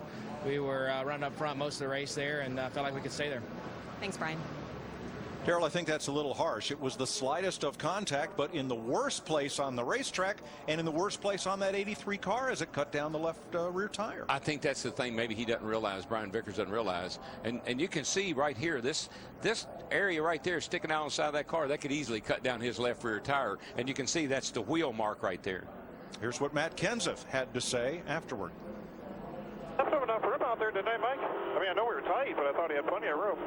He didn't give you an inch there. He stayed real tight with you, and he had plenty of room to his right. Okay, but I left enough room to the wall, right? So that's down in the middle of the corner, and he was already on me. 2 different views and 1 pile of carnage. 13 cars involved in this back straightaway crash. We are under the red flag as our pit reporters work the garage searching for answers. Let's go down there. Mike, a number of different opinions. Let's check in with the mayor, Jeff Burton. For your perspective, Jeff, Vickers said hard racing too early. Your teammate Clint Boyer said the same thing. Well, I mean, I guess evidence is evidence, but, I can't control other people. We can only control ourselves. And we had a really fast car today. Cat Chevrolet was smoking fast. And, that's all we can hang our hat on at this point. We got to get finishes. I mean, the last 8 or 9 races for us have been horrendous. But, we'll keep our heads up and keep fighting. This is a really good race team, and we were really fast today, and just didn't do anything wrong and just got caught up in it. Thank you, Jeff. Krista? Well, Matt, another victim in this is Jamie McMurray. We've heard everyone talking about hard racing, perhaps hard racing too early. What do you think? I think what caused the hard racing is that you had guys on no tire, some on 2, some on 4. And normally at Phoenix, we get long runs and it kind of settles in. And with the cautions the way they fell, it's just everybody's on a different strategy. And there were guys at the front that weren't quite as quick as guys in the rear. But when I saw the replay of the wreck, it just looked like the 56 and 83 touched and it cut the 83's tire down. And that really isn't anyone's fault. It's just kind of one of those deals. We have a lot of guys back here whose faces almost look evil. You at least have a smile back here. Well, I mean, there's nothing you can do about it. It's actually, it's so early, you didn't even really break a sweat. I mean, it's frustrating, but there's not a lot you can do about it. I mean, we're going to try to get our car fixed and get back out there. The only fortunate part I see is there's a lot of really good cars sitting in here. And so, when you view the points, I guess it got guys that you'd be racing for the chase. Mike? Thanks, Krista. If Carl Edwards cannot get back on track under NASCAR's new point system, he'd receive only 8 points today, 7 for his position and 1 for his win. And that's not many points to take to Las Vegas, where NASCAR on Fox heads 1 week from today. Vegas, baby. Viva Las Vegas, boys! In Las Vegas, when you're hot, you're hot. Show me what you got. I love it! This is going to be exciting. Bring it on, boys. I'm feeling like Mr. Lucky today. things seem to be going my way. Maybe their luck will turn next Sunday. 13 cars involved in this pileup. It is the 5th caution flag of the day. 4 different crashes involving about 17, 18 drivers in total. Let's have a look at today's Ford F-150 EcoBoost track facts. Carl Edwards broke his own track qualifying record yesterday, 137 miles an hour. Ford won 11 of the first 15 Sprint Cup races here at Phoenix, which is the home of Alan Kulwicki's famous Polish victory lap. The driver from Wisconsin wanted to do something memorable to celebrate his first victory, so he dropped the window net and did a lap of the track the wrong way around so he could wave and salute the fans. And everyone remembers the 1992 champion and his Polish victory lap. And we were all shaking our heads. What is he doing? Because no one has ever done that before. He knew exactly what he was doing. And a lot of guys did it after him in honor of him. That's right. Let's go back down to the garage. Krista. Last week he was living what he called a fantasy. Today a little bit of a dose of reality for Daytona 500 winner Trevor Bayne. Yeah, it's definitely a humbling sport. You know, you go from one extreme to the next, but you know, we still got a great race team behind us here with the Wood brothers and Donnie Wingo and everybody involved. I just hate today came to an end so fast. You know, I mean, we've kind of been behind the 8 ball ever since the deal happened in practice, having to go to a backup car, missing the first session, and that kind of put us in that situation, being where we were on the track. You know, I just I don't know what else to say. I haven't seen it yet. I don't know what happened there. All I know is I just got hooked to the right, and then I tried to correct it, and I got it turned back around, but then it kept rotating, so I tried to stay on the gas, keep it spinning, it backed in the fence. You know, I'm just thankful for the good days that we had last weekend. I knew these days were coming, just didn't know they'd be this soon. I was hoping to maybe get a top 15 this weekend, but we'll be back at Vegas. We got a really good team behind us, like I said, and you know, I just can't thank everybody enough for what they did this week. From the highs to the lows in 7 days. Thanks, Krista. In all, 23 cars have been involved in crashes in just 67 laps here at Phoenix. The pace car rolls. We're back under caution, and here's a look at the big one.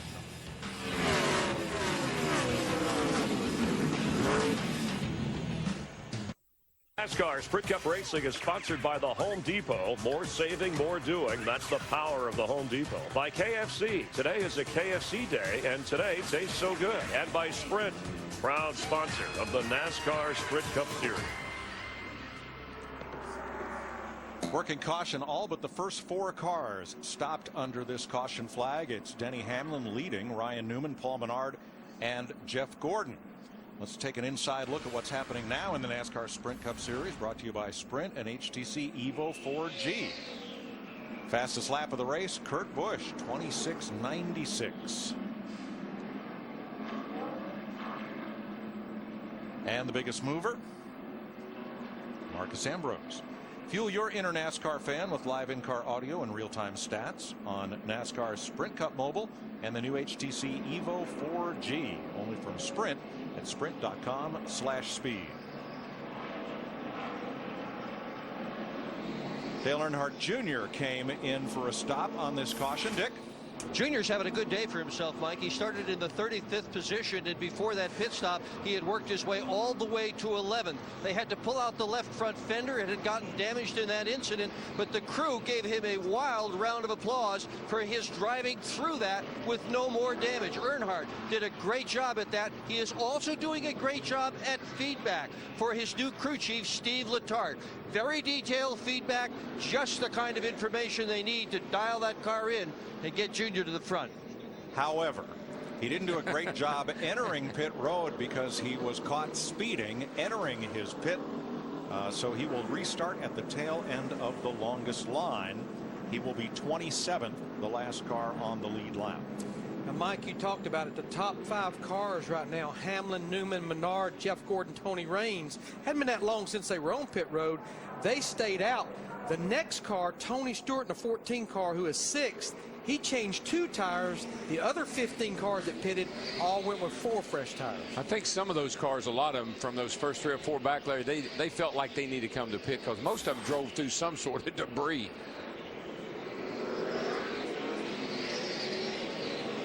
And Tony Raines has now pitted, so that leaves just the front four: Hamlin, Newman, Menard, and Gordon, who have not stopped. Here's a look at Tony.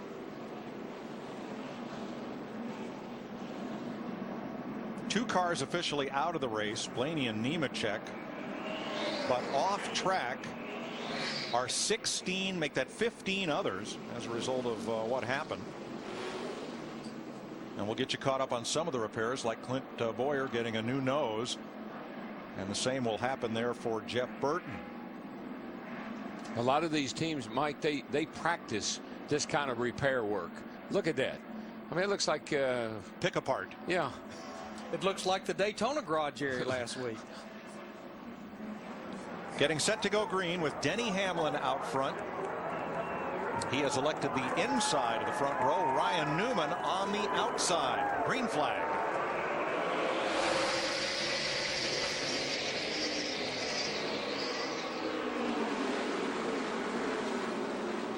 Jeff Gordon up there in the fourth spot, right there on the outside. I keep hearing him saying he loves his car. He said that ever since the race started.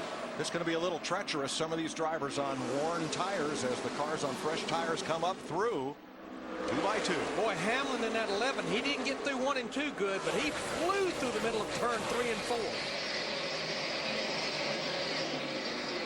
Been riding around out there a little bit on those old tires. Take a lap or two to get the debris that you picked up knocked off, get the pressures back up a little bit. And Newman in the 39, he gets that good run through 1 and 2 on the high side, but it seems like right here, that's where that 11's so good. His car turns and goes right there, but Newman got a pretty good run that time in the 39. Well, you know, last year here, Newman had great success here. He won one race, finished second in the other. Think about who his crew chief is. Tony Gibson. Remember Mark Martin. He dominated this race about 3 years ago with Tony Gibson as his crew chief. There he is right there. Brought that same magic to this 39 team when it comes to Phoenix.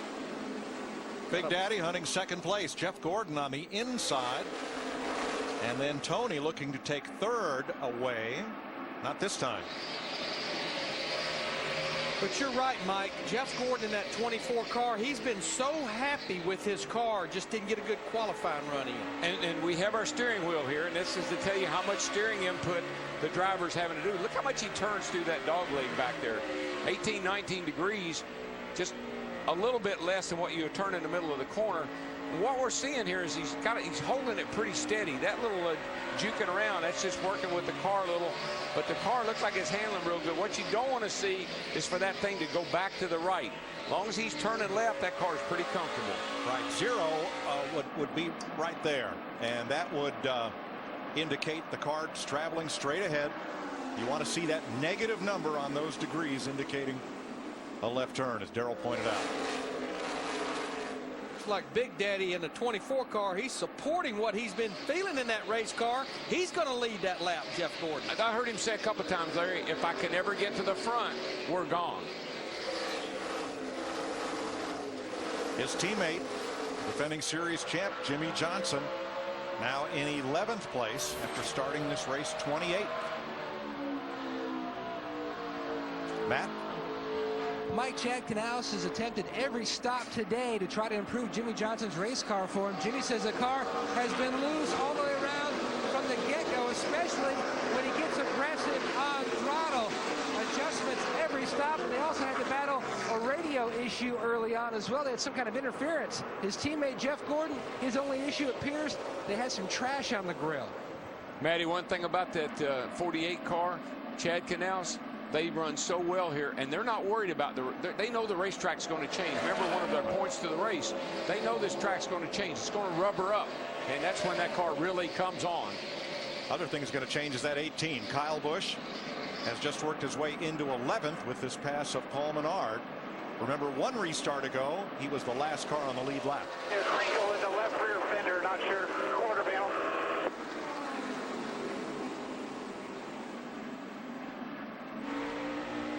Tony Stewart in the 14 car. Now remember, he only took 2 fresh tires on that last caution. Battled a lot of guys with 4 fresh tires. But back to Wild Thing, Kyle Busch, Mike, he's picked up 13 spots in that last restart. That was after making major repairs on that car. Yeah, they did. They came to pit road and they worked on that thing on all that the last caution period. Looks like they really helped it. Stewart to second. Here comes Truex for third. And Kurt Busch coming back up into play. Steve? And Mike, Kurt Busch took 4 tires on that last caution. Oddly enough, he said that the sledding is most slippery on brand new tires right when they start. He said that's what he's nervous about the most. Why would new tires not be as sticky as worn tires? I don't think it's necessarily the tires. I think it's because they start the air pressure so low because they know how much pressure it's going to build over the course of a run. We've seen that all weekend here. Yeah, we actually saw some guys spin out, put 4 sticker tires on lead pit road and spin out because there was no grip when they were brand new. Got to get a few laps on them and then they come alive. And a sticker tire is brand new. Still has the label on it. Casey Kane on the move, moves up underneath Marcus Ambrose, and Kane goes to the 7th position. And the number 4. Well, Denny Hamlin has slipped all the way back to 6th. I think there's some, I think amongst these crew chiefs, listen to some of the drivers, they're anticipating that big swing in this racetrack about halfway through this race. Maybe your car's not real happy now, but give it a chance. Jimmie Johnson coming to the front, racing for 8th place. Hendrick drivers have won 6 of the last 8 Phoenix races. And Jeff Gordon here in the 24 started 20th today, and that was the highest of all 4 Hendrick drivers. You know, that 48's won 4 of the last 7. Bad to the bone. 84 of 312 laps complete in Phoenix, and Jeff Gordon out front of Ryan Newman by 1.8 seconds.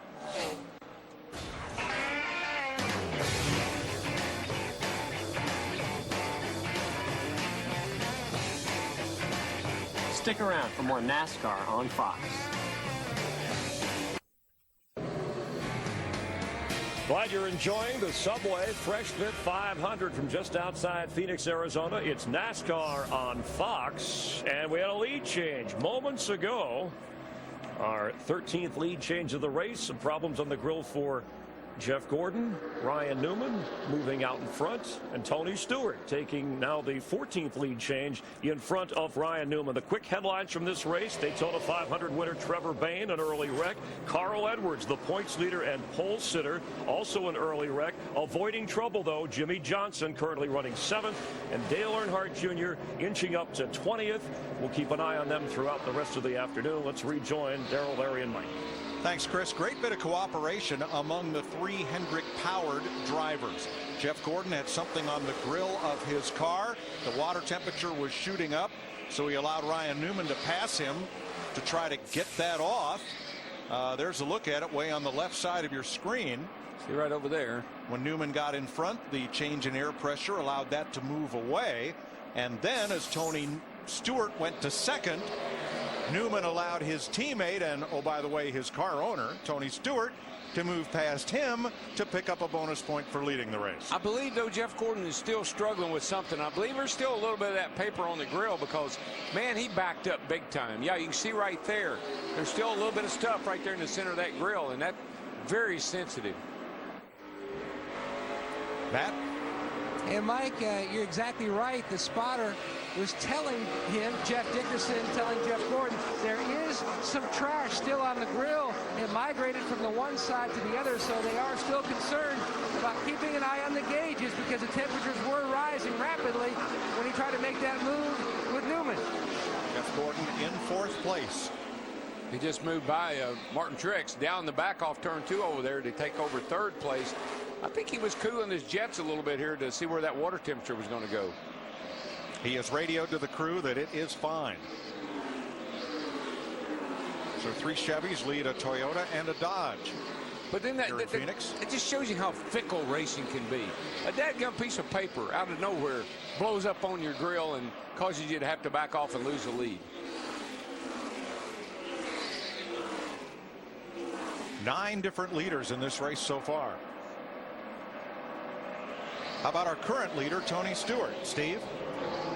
Mike, Tony Stewart just told Darian Grubb, I need some forward bite back. Maybe we'll fix that with 4 new tires. What that basically means is when he puts the throttle down, the rear tires aren't hooking up. Looks like we've got some of our guys that were involved in the big wreck trying to get back out on the racetrack. Jeff Burton in the 31 headed back out.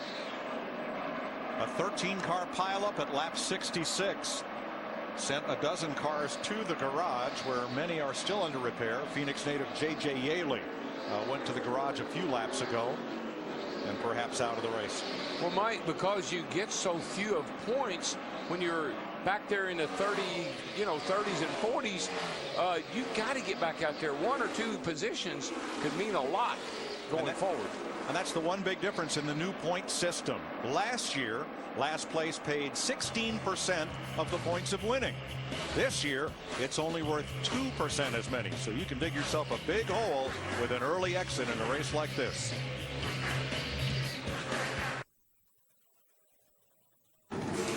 The Subway Fresh Fit 500 on Fox is sponsored by Subway Restaurants. It's February. All month, any footlong is a $5 footlong.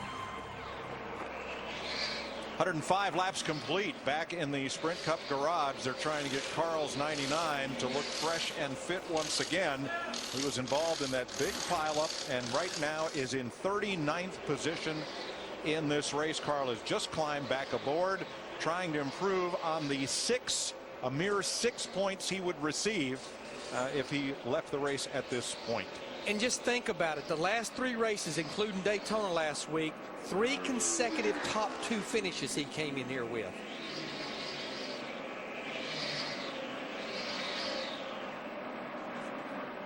At 106 laps, Tony Stewart out front of this race. Jeff Gordon, who started 20th. There's Joey Logano a lap down in the 20. Down the cylinder, too. Gordon in second, Ryan Newman in third. 3 Chevrolets at the front of this field. Now Ryan Newman is only about 13 to 15 laps away from having to make a green flag pit stop. He last stopped at lap 51. Martin Truex trying to become the 4th driver to break a winless streak of over 70 races. 3 of the last 4 Phoenix winners have done just that. Kurt Busch being challenged on the inside by Casey Kane. Kane looking for 5th place. Really, really hard to drive into turn 1 underneath someone. It's so easy to overdrive trying to get that position and get loose and get into them. You really have to be on your toes, braking and everything. And here comes 5-time into the fray. Jimmie Johnson continues his climb up the ladder from 28. He's at 7th place. It's almost like they suffered in qualifying because they can't get going on a short run, but he has a good car on the long run.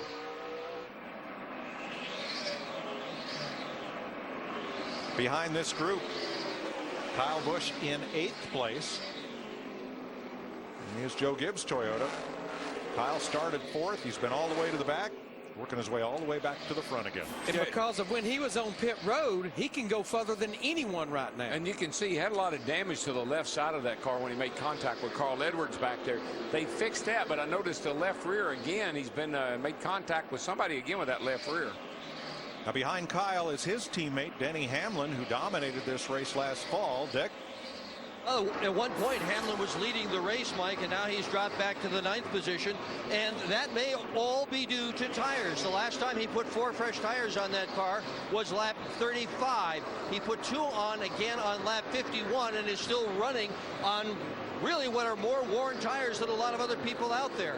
So in less than 20 laps, he's going to pit that car, put 4 fresh tires on it, and then we'll see it go toward the front again.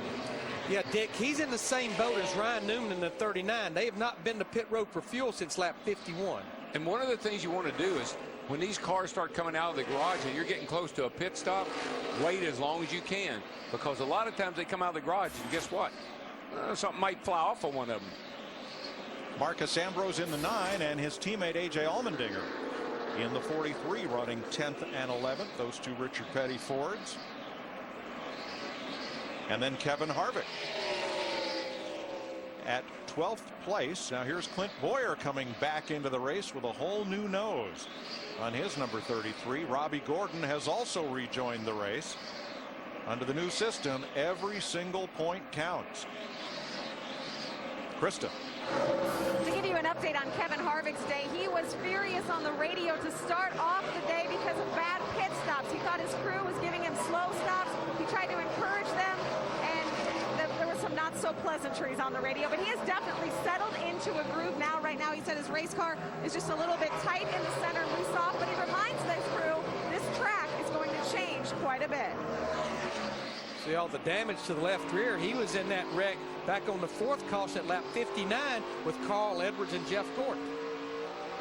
Here's your Pizza Hut fan favorite, Dale Earnhardt Jr. running in 18th position. One of 25 cars that are still on the lead lap, and they keep coming out of the garage.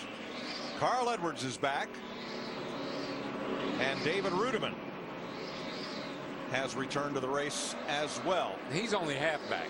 I think he might have left the other half in the garage. Oh, maybe a quarterback.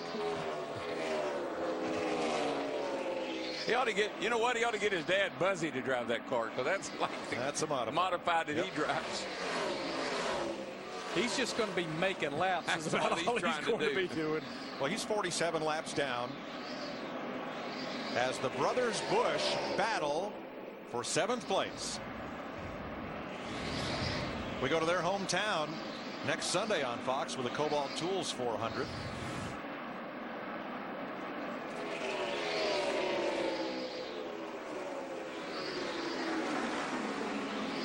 ...116 laps complete in the desert, and Tony Stewart, with 4 USAC wins here, is out in front.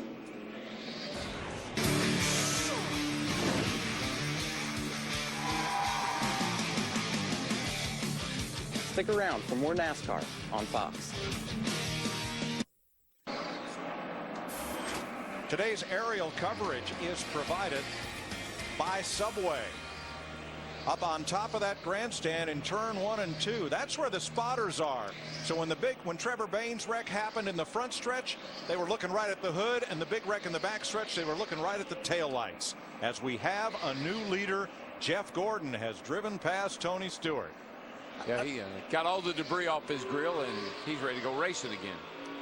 And it's almost like Tony Stewart in the 14, as he started having to work lap traffic. He was having a tough time with some of those cars, and that definitely allowed Jeff Gordon in the 24 to get right up there back to him. When Paulo Montoya trying to keep from going a lap down. And he will drop a lap to Jeff Gordon and now Stewart. A lot of drivers are on Twitter. Some have as many as 60,000 followers, except for Montoya, who has over 270,000 followers on Twitter. That's huge. Just a reminder, we're within a few laps of seeing what will begin green flag pit stops. I think 2 of the first cars we'll see, 2 of the first drivers will be Ryan Newman and Denny Hamlin. They have not been to pit road since lap 51.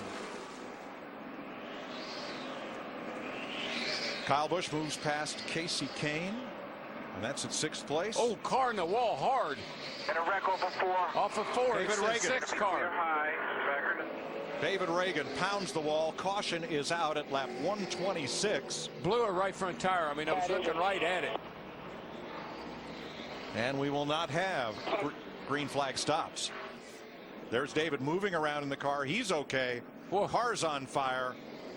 Thing was coming off turn 4, Mike. It just went straight right.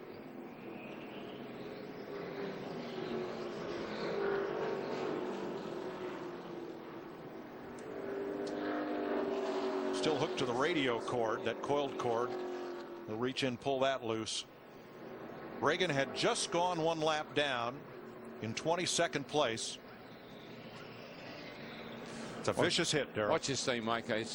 I was looking right at it because I was trying to see if anybody was going to start making any moves toward pit road, and there it goes, and bam, that is a lick. There's no question that right front tire was down on that car. Yeah, no question. Watch. In front of you. He is trying to stay out of the way. Got the wall, guys. Got the wall. Tire went down. Caution's out. Caution's out.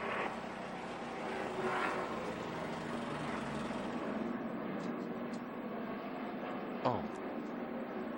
And boy, that Bill Elliott in the 09 car almost got taken out as well. No safer barrier there. That looks like that's concrete wall right there. And that was by far the longest green flag run we had, and that's when you start cooking the beat of the tire. All right, free pass will be Juan Montoya. Jeff Gordon leads them on to pit road. Matt? Mike, much like Darlington, this plays a compromise. Gordon says he's much better down in 1 and 2, a little tight on entry, but the car is just excellent on exit. He just wants a slight air pressure change to help himself on this next leg, Steve. Matt, same thing for Tony Stewart. He's going to get a small air pressure adjustment. Remember, he was asking for more forward bite, rather, no chassis adjustments, 4 tires and fuel for Tony Stewart, and an air pressure adjustment.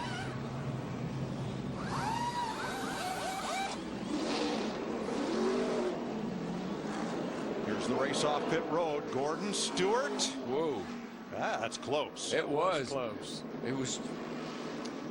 And trouble for Martin Truex on this pit stop. Yeah, he's still sitting there. I don't know what they're doing. They're looking up under the left front. And there's the race off pit road. Stewart beats Gordon by an inch or so. I'm hearing that the left front came off the 56. David Reagan.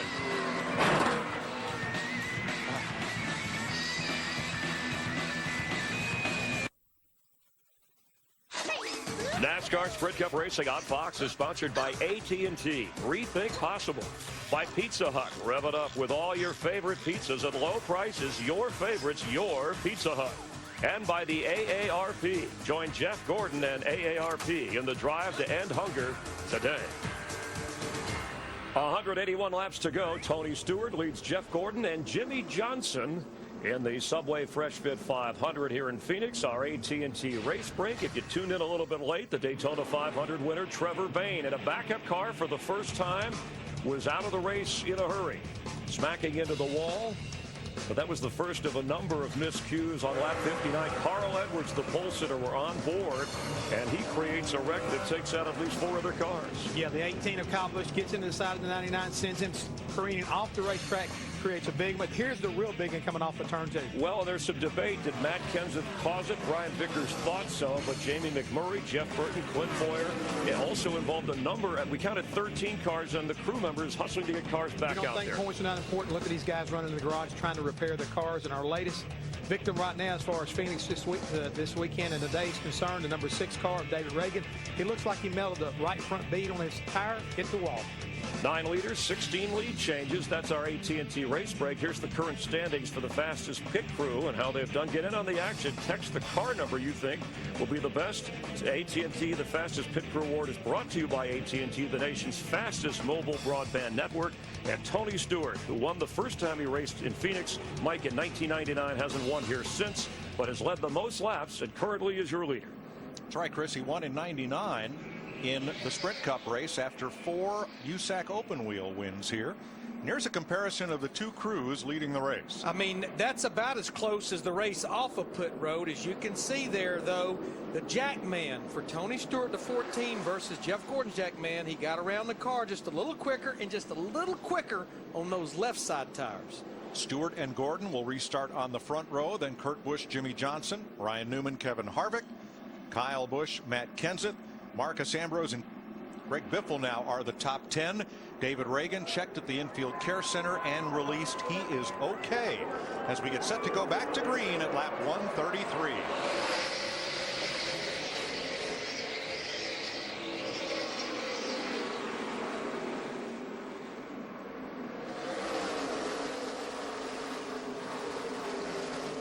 Montoya received the free pass, and that gives us 21 cars on the lead lap. You know, the one thing that was timely about that caution, if you look at the first 125 laps, we were all over the place with strategy. Everybody has 4 fresh tires now. Yeah, everybody was on kind of a different fuel strategy. Now we're all equal. We had run 55 green flag laps, and we're getting ready for pit stops.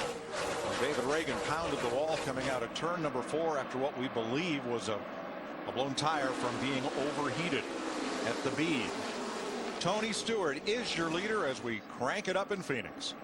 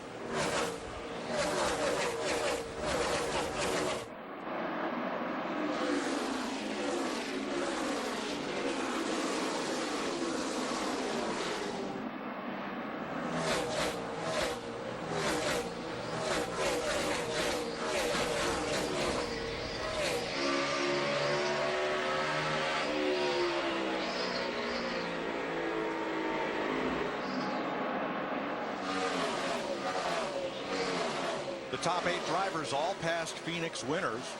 You saw the onboard view from Martin Truex, who entered the pits 3rd and came out 20th after problems on the left front, and saw a brief glimpse of Brian Vickers, who is back in the race with repaired crash damage. Darrell, let's look at Matt Kenseth just about 3 laps ago off turn 4. Yeah, looks like Kyle Busch. You got Ryan Newman in the 39 outside. Matt on in the middle here. Ooh. Got a little tail happy on him, and of course that cost him. Here comes the 18 car. And we're back in here. There's Dale Jr. It's getting off turn 4. You get a little loose sometime, and nothing you can do but let out the throttle and get it back under you. David Gilliland alongside, Brad Keselowski behind. That's what so many of the drivers were complaining about early, is lack of forward bite. You heard Steve Burns talking about some of the drivers complaining about that. Can't get the power to the rear wheels. Especially, it seems like, Larry, on this tire, when you first go back to green, it seems like it takes a few laps for the heat to build in the tire and get the grip. A.J. Allmendinger in the 43 moves up to 11th in front of Biffle and Hamlin, and for the lead, here comes Jeff Gordon once again. Tony Stewart lets him go. Gordon's crew chief Alan Gustafson has 2 Phoenix wins. He was with Mark Martin here in April of 2009 and Kyle Busch in November of 2005. There's a look at Alan, the Daytona Beach native. One of his best shots at winning was right here last year. He got kind of got snookered on the restart. Ryan Newman was able to beat him back to the flag and won the race. And you know, because of all the swapping that Hendrick did at the end of last year, Darrell, in the pre-race, you talked about Dale Earnhardt Jr. actually driving with the 24 team and Steve Letarte. Think about it, Jeff Gordon is driving the cars with the team and the crew chief that Mark Martin had last year. Give you a quick update on cars out of the race. Phoenix natives J.J. Yaley and Michael McDowell are in the garage along with Landon Castle, Travis Kvapil, Daytona 500 winner Trevor Bayne, Dave Blaney and Joe Nemechek. Other cars are back there but still under repair. In all, 24 cars, that's more than half the field, have been involved in some of the crashes here at Phoenix so far. And the teams have done an incredible job of patching those cars up and getting them back in the race.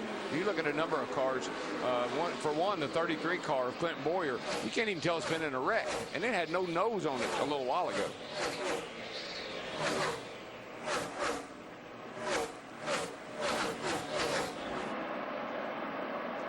Ryan Newman handily outqualified his boss Tony Stewart and all the Hendrick cars. There's Newman's 39 in front of Kyle Busch, and here's Steve.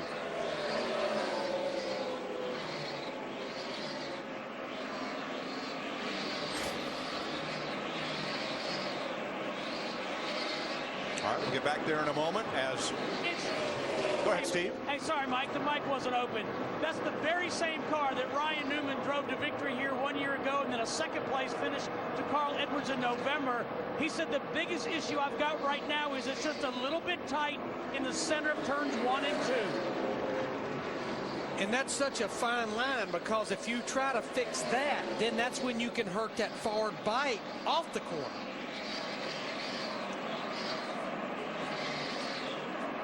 Mark Martin and Greg Biffle go at it for 14th place. Now, you know, when you wreck your car and you go in the garage, you fix it, and you come back out, NASCAR has a minimum speed that you have to be able to run, and some of these wrecked cars are coming back out on the racetrack. I don't think they're able to or capable of running that minimum speed. They're going to be calling some of them in here before long. Maybe like that 71 car. Yeah, that's Andy Lally, the road racer. And David Rudiman also without any front aerodynamic help on his 00. Lally 62 laps down, Rudiman 50 laps back, and here teammates trade positions. Allmendinger going to 10th, Ambrose 11th. This has been a good track for the Dinger, the 43 car there. If you think back last year, sat on the pole, had a top 10 run all day long.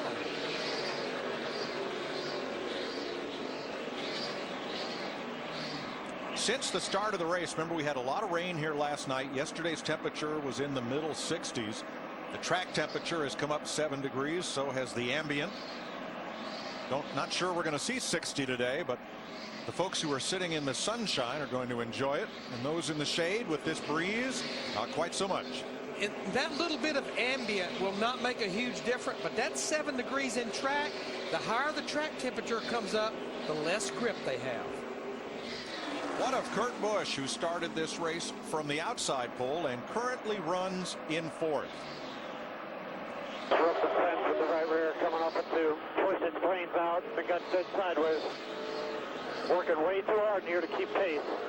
We're more like a 15th place car.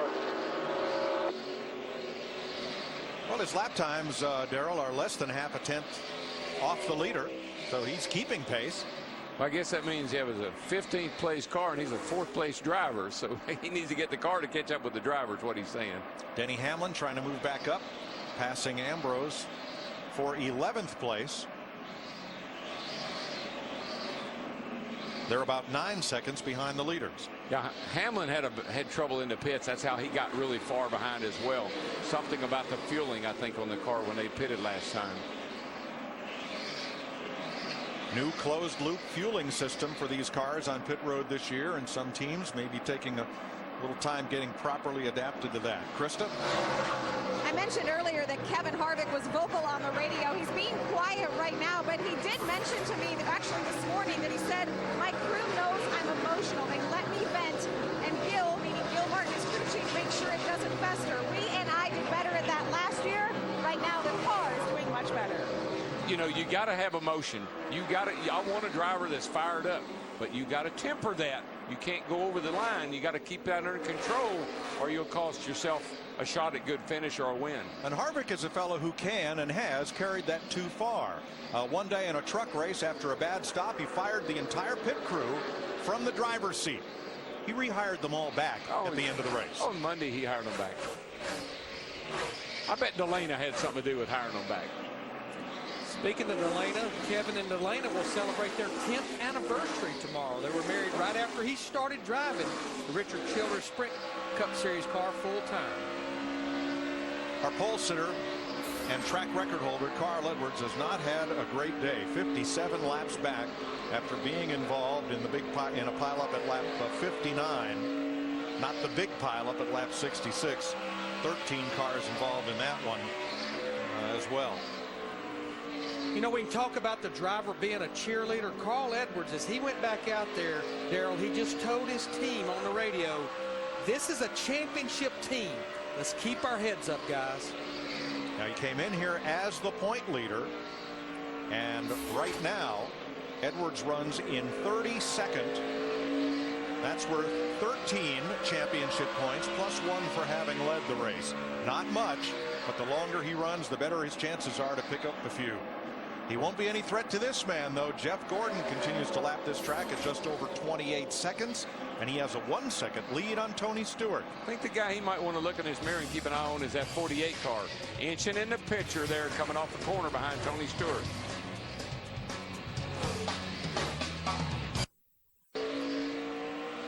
Just past halfway in the Subway Fresh Fit 500. Jeff Gordon leading Tony Stewart, Jimmy Johnson, and the Busch brothers. And our fresh take on the race at halfway. Well, now that we got all the crashing out of the way, 24 cars have been involved in one or more pileups. Time to pace yourself. Time to take what this track will give you and see how things are going to sort out. But I think with what we've seen, especially after a caution, you got to be really thinking about track position, because one, it's hard to overcome being back in the field, and we've already seen where you can certainly get in trouble. Yeah, and you got to keep your head up. And what I mean by that is, yeah, Carl Edwards had a car that he sure could have won this race, but he wrecked. His team fixed the car. The hardest thing for a driver to do is get back in a car and go out there and make laps. But that's what you got to do if you're going to win the championship. Jimmy Johnson third and closing on Jeff Gordon and Tony Stewart.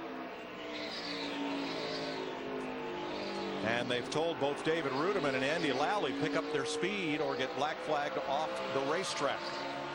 They were involved in crashes. They've made repairs, but they need to move up to minimum speed. Here's Brad Keselowski and Greg Biffle fighting for 17th. 21 cars on the lead lap.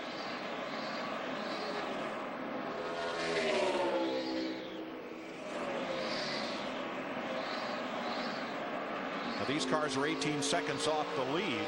Dale Earnhardt Jr. 15 seconds back in 14th place.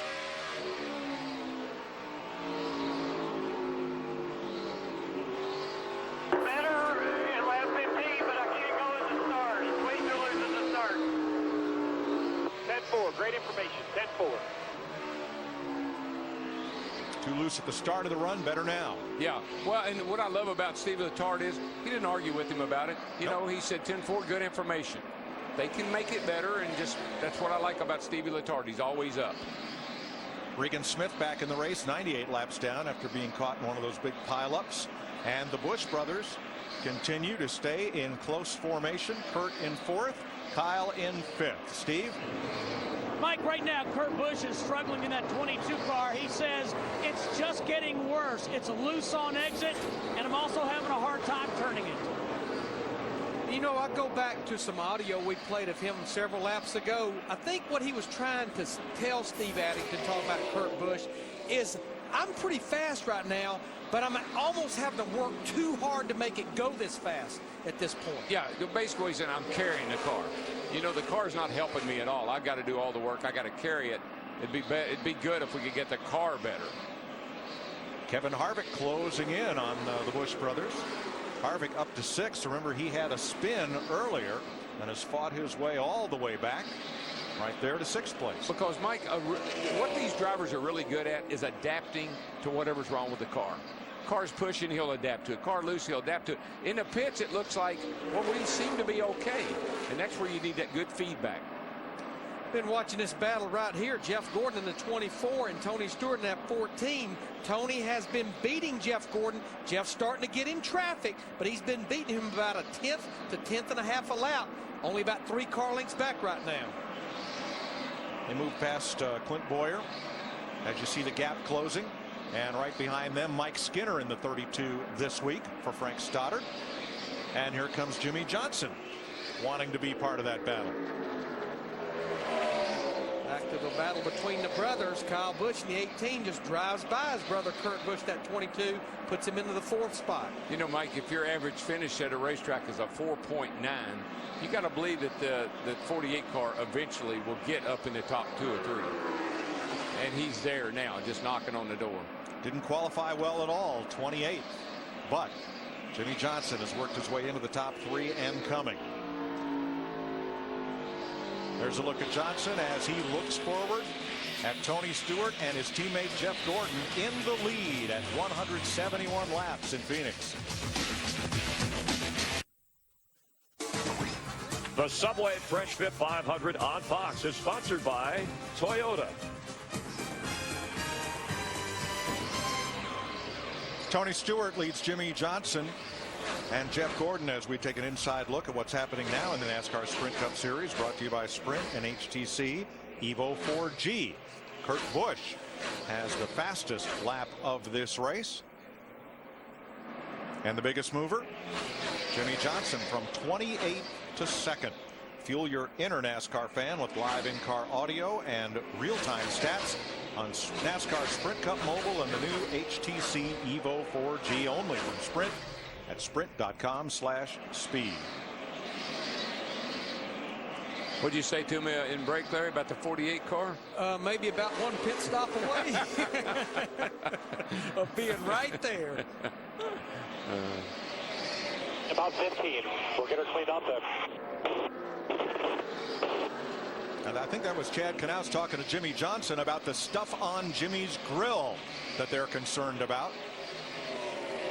Pit stops in about 15 more laps, Chad said. Yep, about 15 to 20 more laps. This is another long green flag run that we've had here. They were last on pit road at lap 128, just across the 178 mark.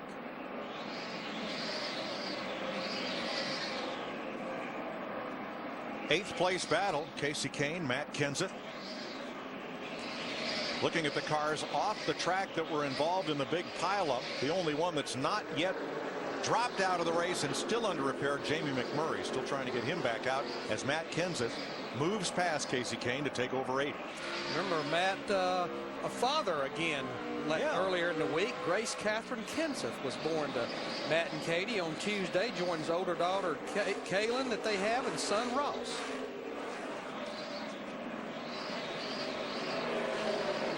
Been a tough day for our pole sitter. Carl Edwards, clearly a car that could have dominated here. The new track record holder Carl spent enough time in the garage area to have not one but two of those sweet onion chicken teriyaki $5 footlongs that he likes so much. Why not? Take a little break.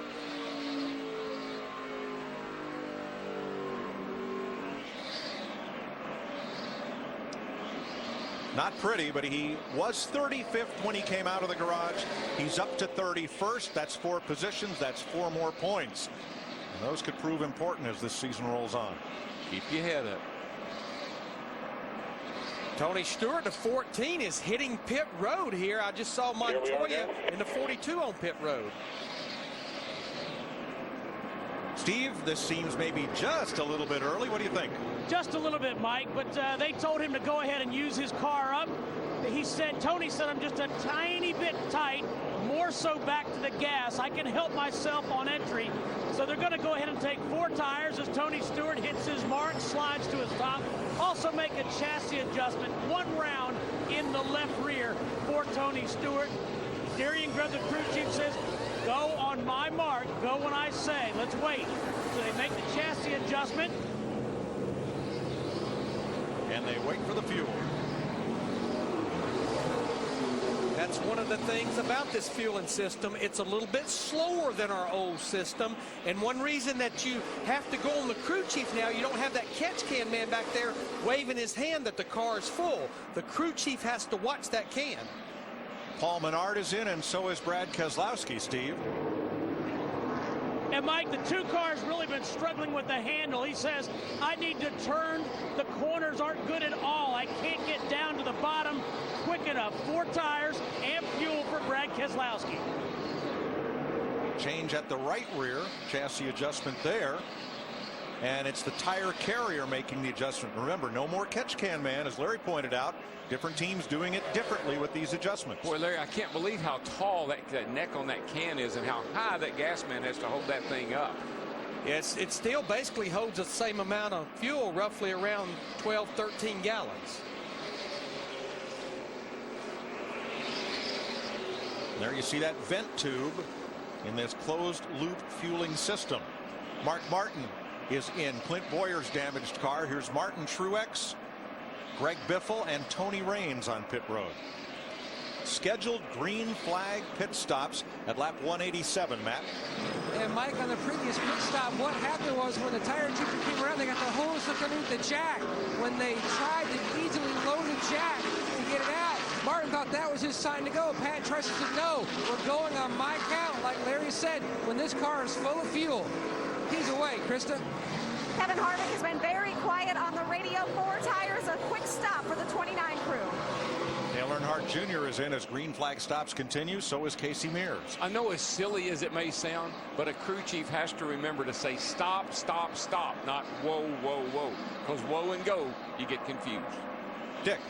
Well, Junior in, they've got a wrench in the back window. The car has been pretty good. It's a very minor chassis adjustment for Junior, who all day long has been giving his new crew chief excellent feedback.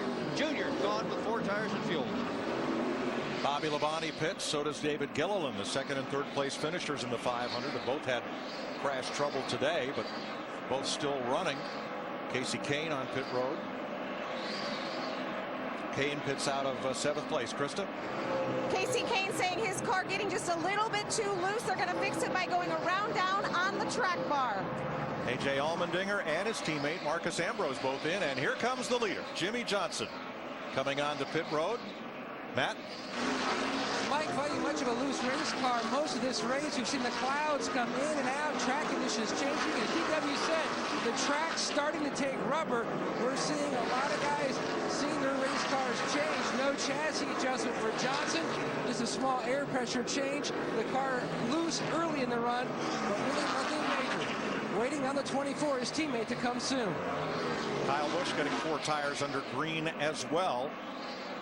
And here comes Jeff Gordon. David Rudiman also in the pit lane, and Ryan Newman and Denny Hamlin, along with Kurt Busch. Matt? And as Gordon makes his way to a stop, he said he wants to try to keep up with the racetrack. In traffic, his car got much tighter. He calls for a slight track bar adjustment to free him up earlier in this run. Left side tires going on. They're going to top him off with Sunoco, Steve. notes on the 22 of Kurt Busch. He said his car has gone to junk on the long range. They're going to make a wedge adjustment, also a track bar adjustment, and air pressure for Kurt Busch, 4 tires. Matt Kenseth is the new leader of the race at lap 192. But he's going to have to get to pit road because they're about to run over him with those old tires he has and the fresh tires most of our leaders have. We're here, and he's probably coming to pit road this time. Kenseth up between turns 3 and 4. Hard on the brakes, down on the apron. Whoa. Man, he packed her in there, making up a little extra time. Krista. Well, another problem he was having, he was getting loose off of turn 4, but he said he really likes his car in 1 and 2. Matt always cool, calm, and collected on the radio. They're coming around to make an adjustment and a 4-tire change. So the only driver left on the lead lap who has not pitted is Bill Elliott in 19th place. But regardless, all of these green flag stops that these drivers made, it's a one-stop race to the end from here now. As we cycle through pit stops, Jimmie Johnson will pick up the lead. Mike Skinner coming to pit road, and some of the other lap down cars still have yet to pit. And new leader again, 48. Chad Knaus just loves saying that. If Johnson leads 11 laps today, he has led 7. If he leads 4 more, he will surpass Rusty Wallace as the all-time Sprint Cup lap leader at Phoenix. 5-time Jimmie Johnson again assumes the lead at Phoenix International Raceway. You're watching NASCAR on Fox. Catch the Dominator if you can. To be continued on NASCAR on Fox.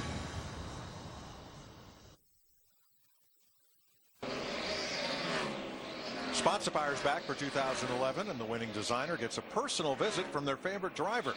Go to ToyotaRacing.com for all new ways to create, customize, and share your design. Kyle Busch running third, 3.2 seconds off the lead, but we think he'll be a factor before this one's over. Jimmie Johnson, your leader. Jeff Gordon in second, half a second back. 3 seconds back to Kyle Busch. Now, Kyle's just had to overcome a lot in working on the car in the pits and everything, but he has definitely got one of the faster race cars right now. Carl Edwards, the pole sitter, caught up in a crash early, but his Roush Fenway crew got him back on track. 58 laps off the pace. He is in 30th position, but is going to finish this one. Now, on the leader's last pit stop, Jeff Hammond picked up something interesting. Jeff? Yes, I did, Mike. As a matter of fact, watching these guys, as Jimmy came into the pits, you know, you'll notice the guy coming around to the left rear, the tire carrier right there. He goes back around to the right, the left side of the car, and you notice the guy gassing the car, and all of a sudden the tire carrier becomes the gas man. This is the only team I've seen through all these pit stops that had a little different, you might say, wrinkle in his pit stop, and it may have been the reason why they got on and off pit road a little faster than everybody else. New leader. Jeff Gordon has bypassed Jimmie Johnson to go out front for the 4th time today. And Darrell, I can see the 48 car wiggling, and we heard on his radio that he's getting a little too loose right now. I think this track is really starting to go through some changes. I do too. And Larry, just to follow up on that pit stop deal, this morning we were told that if you were going to do that, where the tire changer was the second fuel man, had to have all the safety equipment on, had to have the apron and everything else. So if you see another team down through there with the tire changer dressed in the gas man's wardrobe, then you'll know that's what they're planning on doing. And I like what they did, Darrell, that exchange by having the second gas man there and putting that fuel can in. That's half a second to a second saved right there. I like that. How about Tony Stewart, who currently is the 4th place car, 5 seconds off the lead. Steve? Well, Mike, he's hot right now, that race car. He just said to Darian Gruff, I'm looser now than I was before the pit stop. How can we be this bad when we put 4 new tires on? And then, Darrell, what I'm curious about, and you can maybe explain a little better, Tony finally calmed down and he said, all right, I'm going to back up my corners a little bit and see if that helps. Well, yeah, what he's saying, I believe what he's doing is when he put new tires on, you would assume that you have the best grip you're going to have when they're brand new. But I believe with this tire, we've seen it over and over again. It takes a little while for them to really start to work. And so you got to give the tires a chance to come in before you start charging that corner again. Let's check back in, see how your Pizza Hut fan favorite driver is doing. That is Dale Earnhardt Jr. running in a pack with Mark Martin, A.J. Allmendinger, Denny Hamlin, as Earnhardt makes the pass and moves up to 12th place. And this is one of the oldest sayings in racing. You have to slow down to go faster. And what that means is back the corner up, get in a little smoother and a little easier, but be back in the throttle. You know, Daryl, in the pre-race, one of your gas and go questions was about Dale Earnhardt Jr. Would he break the winless streak before he gets to 100? But when I think about our leader, Jeff Gordon, which is his teammate, I think we sometimes forget that Jeff Gordon is on a 66 race winless streak. And since he won that race at Texas back in 2009, he has finished second 8 times. So Jeff Gordon, that's the longest winless streak in his career that he has going right now. And I think that's the difference in Jeff Gordon and Dale Jr., though. Dale Jr. was not all that competitive.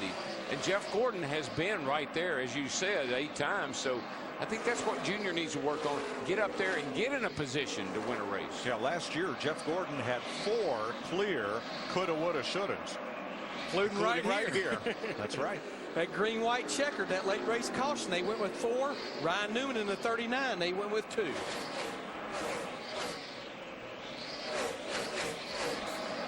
$100 laps to go at Phoenix International Raceway, the Subway Fresh Fit 500.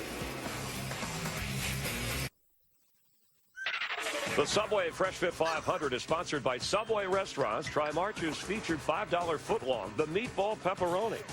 By Sprint, proud sponsor of the NASCAR Sprint Cup Series. By DirecTV, don't just watch TV, direct TV. And by Dodge. The Subway Fresh Fit 500 and Joey Logano bringing out the 7th caution in this race. Under 100 laps to go, and this is part of the problem for the 20-year-old. Trevor Bayne, the other 20-year-old, the Daytona 500 winner, wrecking early in this race. So this is a race where the experienced drivers having more of a say in things. In fact, one more lead change, and we will set the record here in Phoenix. 2nd straight week, we would set a track record for lead changes. The brief headlines here: Kyle Busch, who won Friday and Saturday here, wrecked on lap 59, was 36th, worked his way up to 3rd. Kevin Harvick, coming off the worst career finish last week, 42nd at Daytona, fell back to 37th, up in the top 5. And, of course, Jeff Gordon, your leader, as the pits are open right now. Let's check in with Matt Yoakum. And the game plan for Jeff Gordon, he says simply the car is neutral, but then when he gets caught up in traffic, the car gets tight, builds up the pressures in the front, and that's pretty much how it stays. They're going to make a track bar adjustment to try to help free the car up in this run. Meanwhile, his teammate Jimmie Johnson really likes his car better on that last run. He wanted more of an air pressure change this stop. Steve? Matt Schmaltz, chassis adjustment for Tony Stewart. He said, just snug me up a little bit. They are going to get 4 tires on that number 14 for Tony Stewart. Mike? Thanks, Steve. Long stop for Jimmie Johnson, 18.8 seconds. Trouble on one of the wheel changes. Yeah, you can see that was about 4 to 5 seconds off of what those other guys, and you can see there, lose 7 spots because everyone went with 4 tires.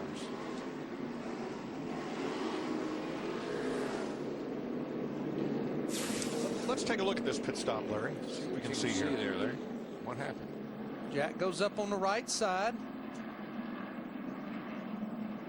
Having the right front. Yeah, lug nut on the right front. The inspector was telling him about it. Come on, Chad.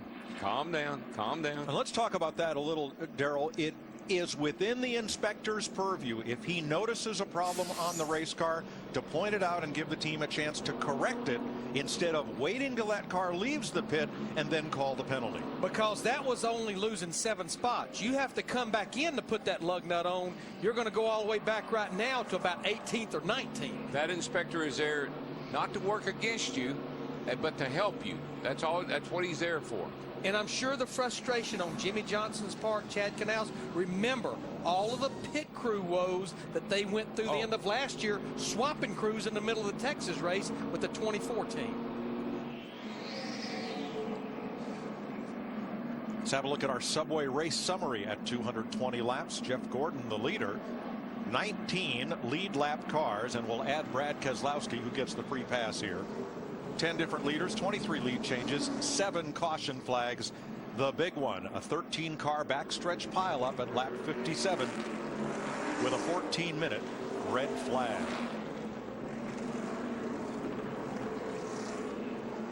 Sunday, March 13th, relive all the excitement of the Daytona 500 with never-before-seen footage and exclusive audio of Trevor Bayne's thrilling victory for the legendary Wood Brothers.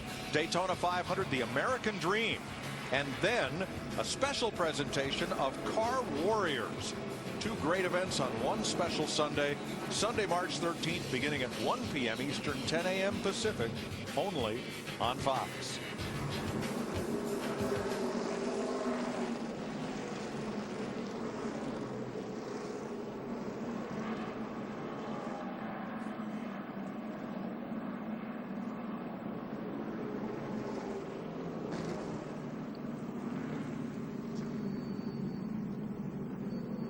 Listened in on Dale Earnhardt Jr., who is running 15th. That was a good run, man. Good run. You took off good. Great job on and off pit road under green.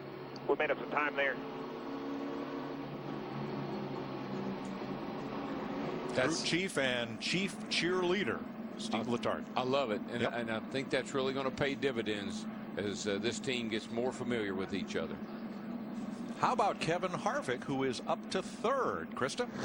Yeah, Mike, some cheerleading down here as well. He had just come on the radio in that run saying his car was not driving real well. He wasn't liking the feel of it, so they made some adjustments. But the bigger story, remember early in the race, he had his crew fired up. Well, they answered the call. Kevin came on the radio after they exited 3rd and said, awesome job.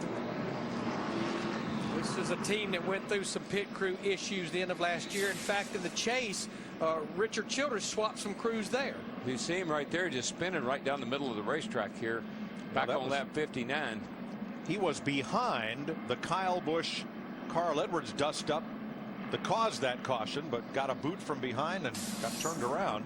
What a great recovery to 3rd place for Kevin Harvick and that Richard Childress team. And they need it after leaving Daytona with just 3 championship points. Big rebound here.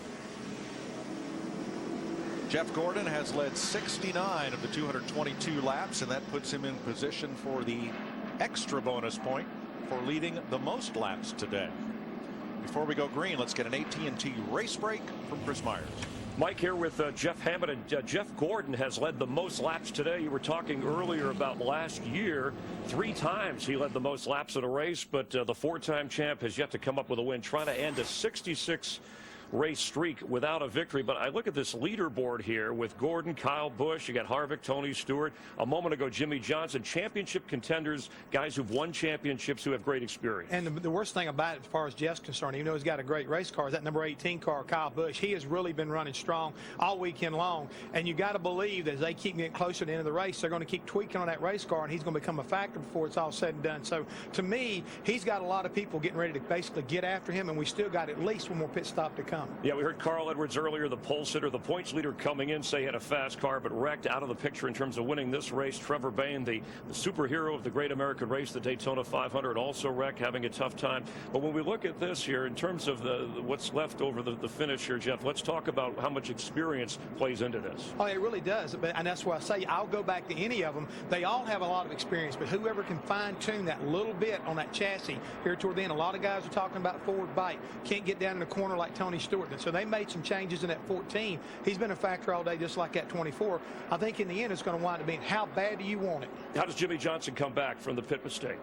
He's going to have a hard time doing that, I think, right now. He's got to fight his way up through there. He's got to get up on the wheel, and that might force him into a situation where he gets caught up in his own mistake, too. And speaking of the pits, the fastest pit crew at AT&T, your vote, compare. AT&T customers, you can find out the final race standings as soon as the checkered flag drops by texting your fastest pit crew choice and replying OK when When prompted, receive service. AT&T Fastest Pit Crew Award brought to you by AT&T, the nation's fastest mobile broadband network. After that trouble on the right front, Chris, Jimmie Johnson will restart ninth. Jeff Gordon is your leader. He'll have to deal with Kyle Busch on the outside. Kevin Harvick and Tony Stewart right behind him. Then Kurt Busch and Matt Kenseth. I noticed a piece of something, I guess it's bear bond or something hanging off the back of the 29 car there. I don't think it's a big deal, but there is a piece of something hanging down right there. Yeah, it is the bear bond. Brad Keselowski was the free pass car. A number of cars took the wave around to get a lap back and elect not to pit. Mears, Skinner, Smith, Edwards, and Elliott were the wave around cars. Pace car dives in. Here comes Jeff Gordon and Kyle Busch trying to settle this one with 87 laps to go. Green flag.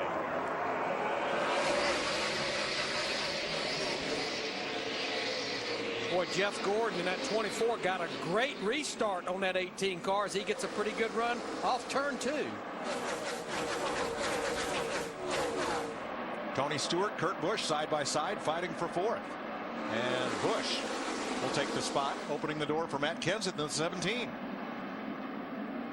I think we're seeing that that 14 car struggles a little bit on a restart on newer tires. You heard Tony complain about them. Whoa. I'll be complaining about this right here. Yikes.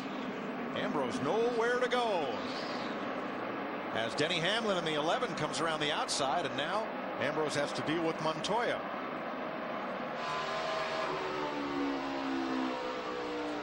Darrell, the action is just so frantic right on these restarts and for the next several laps. Yeah, this is when you just got everybody right here. You're amongst them right now. Get all of them you can, because once it gets strung out, it's pretty hard to do. Dick Berggren. Because of his performance here last fall, Mike, a lot of people thought Denny Hamlin was going to be a major factor in today's event. He qualified 12th, and on that restart, he was 12th. They have not been able to get the chassis just right. On the last pit stop, they had wrenches in both sides. The crew worked hard to get him out fast, but because they had to change 4 tires and make those adjustments, started back in the pack again. Yeah, Hamlin is presently 15th out of 20 lead lap cars.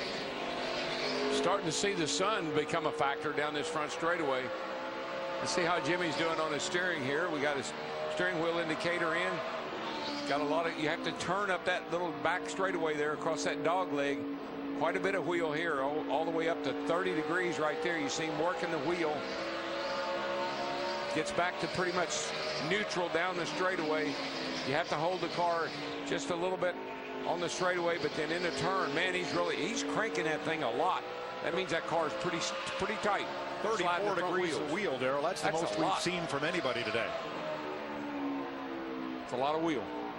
Darrell, I think we'll see what you were just talking about right here as we ride with Jimmie Johnson coming off turn 4. Man, and look at that windshield. It's dirty. They're going to get a tear off of that thing, because that's going to continue to get more and more in the driver's eyes. And I don't see anything on his windshield for like a sun visor.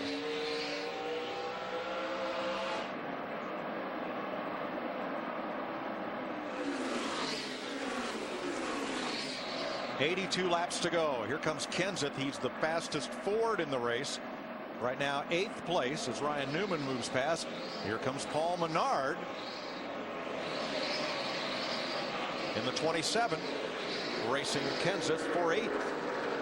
It just looks like this move to Richard Childress Racing is paying off for Paul Menard. A top 10 run last week at Daytona. Here he's worked his way back into the top 10. Yeah, people were wondering and even questioning Richard Childress about having a 4th team, but this guy is doing his job right now.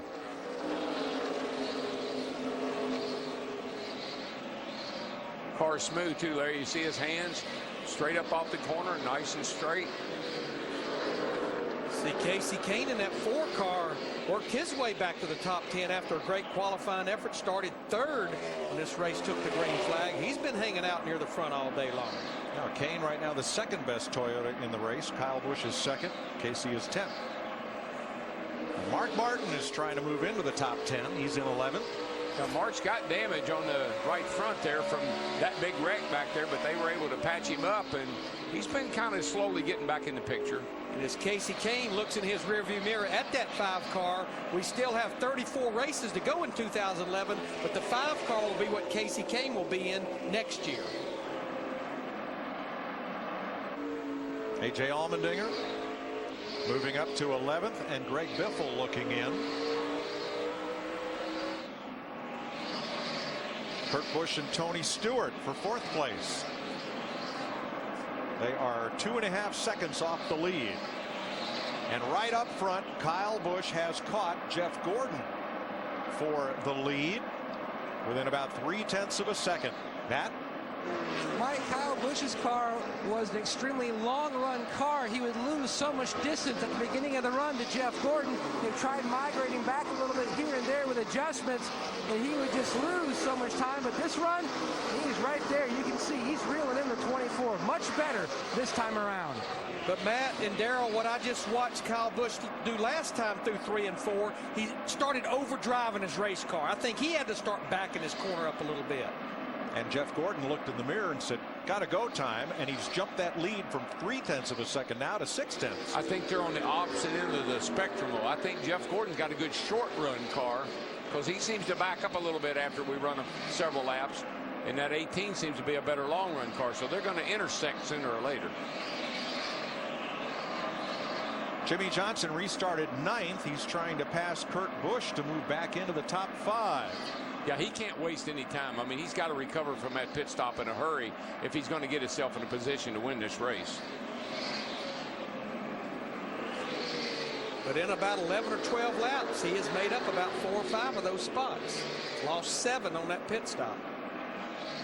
And I think that 48 car is a good example of what we talked about, the track changing. And this car seemed to really like the track once it rubbered up a little bit. And we're about to go through another change because now turn 2 is pretty well shaded by the grandstand. There you see it. And that will change track temperature and change the driver's approach to that end of the racetrack. Steve? Mike, listening to Kurt Busch in that 22, he said the front end is chattering so badly, I cannot pick up the throttle at all. Yeah, and Steve, you can really see he is fighting with that race car. I mean, he's trying to keep up with Jimmie Johnson, Ryan Newman here, but he just got his hands full. The car's just not capable of keeping up. But what that chattering means is when he goes to turn the steering wheel, the front wheels are almost just skipping across the racetrack. Then when he puts the throttle down, he can't get the rear wheels to hook up. Yeah, it's kind of like a rock skipping across water. That's what it feels like when those things start chattering like that.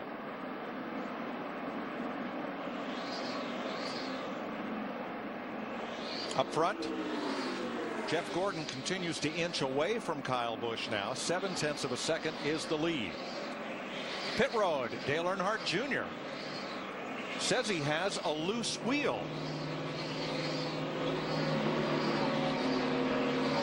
Or a vibration that feels like a loose wheel. Well, and I think a lot of times that's what you think is when you pick up that vibration, Darrell, that maybe they left the wheel loose on the pit stop. Just think about last week. Here. Come on, you are 5, 4, 3, 2, 1. 4 tires. Make sure it's full. Think about last week. He was in really, really good shape. Had a flat tire late in the race, had to come to pit road, and then ended up in a wreck.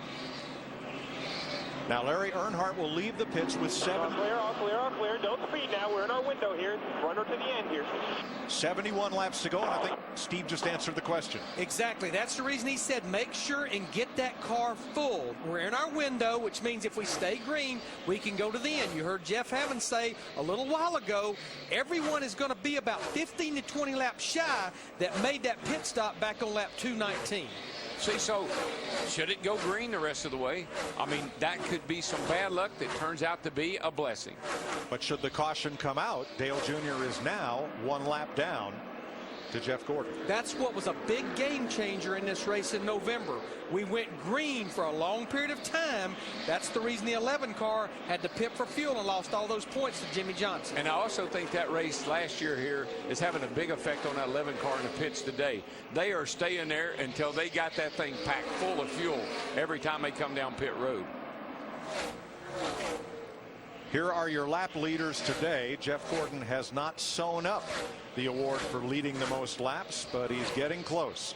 Now, the one thing about the next stop these guys make, regardless if it's under green or under caution, they don't have to worry about getting it full. They just need about 15 to 20 laps of fuel put in that race car. A gas and go. I love it. We started today with a gas and go. A.J. Allmendinger moves into 10th. Matt Kenseth backs up a spot. Mark Martin looks in the 5. Jeff Gordon has opened his lead on Kyle Busch now to 1.1 seconds. Whoa.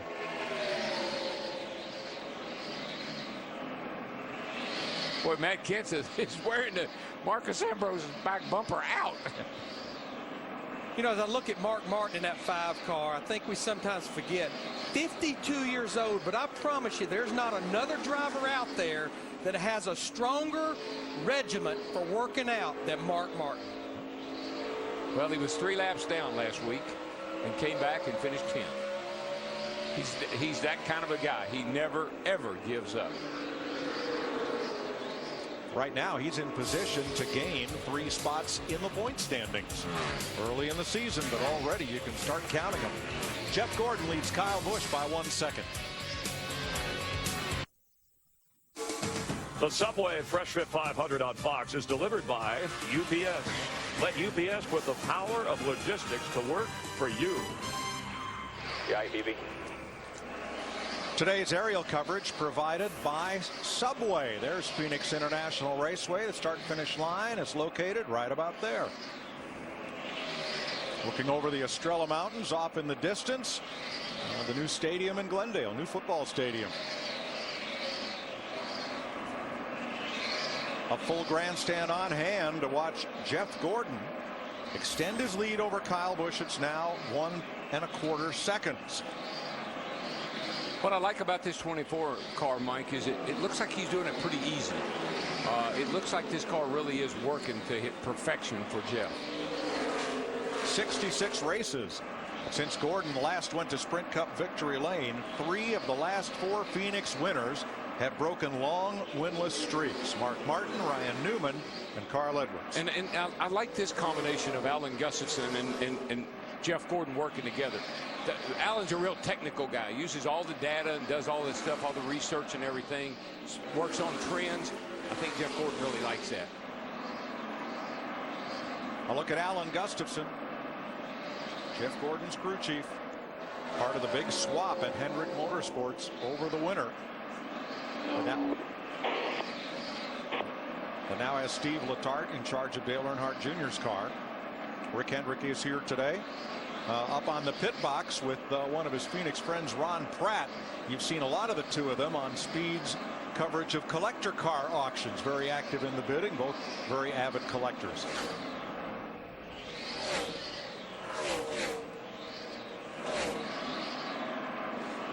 Jeff Gordon the leader in a Chevrolet, Kyle Busch second in a Toyota. Kurt Busch is the best Dodge in 7th, and A.J. Allmendinger is now the first Ford in the race at 10th. Matt Kenseth's Ford has slipped to 13th. Krista? And Mike, there is a specific reason why. Actually, a couple. His car is getting so loose, he says he can't drive it. Just asking crew chief Jimmy Fennig, what did you do on that last stop? Did you raise the track bar? Jimmy said, no, I dropped it. But there's a bigger issue. His brakes are starting to overheat. Well, we talked about that at the top of the show. You carry so much speed into these corners, and these corners are they don't have a lot of banking, and you use a tremendous amount of brake, even though it's a fairly short race. But I think that's what happens to this racetrack halfway on. It doesn't get tighter, it gets looser. And I think you've got to anticipate that, and they haven't done a good job of anticipating what they needed, unlike this 24 bunch. Jeff Gordon's lead remains 1 1/4 seconds. Kyle Busch, the second place car. Let's take an inside look and listen at what's happening now in the NASCAR Sprint Cup Series, brought to you by Sprint and HTC Evo 4G. Communication from Kyle Busch throughout the day. Be patient, bud. He ain't gonna invite us to his next birthday party, but we'll get by him. I know I made a mistake. I admitted it. I mean, we did tell him that. Hope the 22 notices what the deal is. He's biked up. I'm proud of you. Like you told me, what did you tell me after Texas last year? Don't expect, right? That's for him. That's for him. sure you log on to sprint.com/speed next week, starting on race day at 12:01 a.m. Eastern Standard Time, to vote for which driver you'd like to go in-car with during the race. Feel your inner NASCAR fan with live in-car audio, real-time stats, available on NASCAR Sprint Cup Mobile and the new HTC Evo 4G, only from Sprint at sprint.com/speed. As most people refer to him as the old man is working on Paul Menard's car. He has been. Around goes Mark. He's been. Mark's been wearing him out. I mean, that doesn't surprise me. He started that wreck. He just didn't finish. Yeah, he did it off 4 down here, got into him, and then continued it off of turn 2 back there. See, Mark's car just lost the front end for a second. That's what got him into Paul Menard. But I'm going to tell you, we need to watch that 27 car closely, because how many times have we seen this right here, and it cuts that left rear tire down. See Mark get loose, and when he tries to catch it, Paul Menard caught it. Let's see that in Fox Exmo.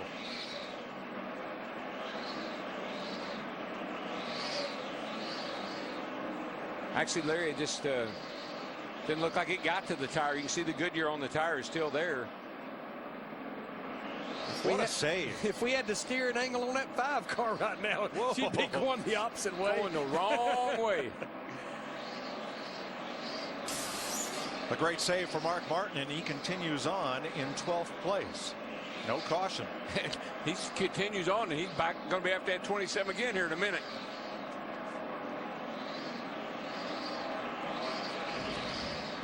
Jeff Gordon 1.3 seconds up on Kyle Busch. Next Sunday, we're in Las Vegas.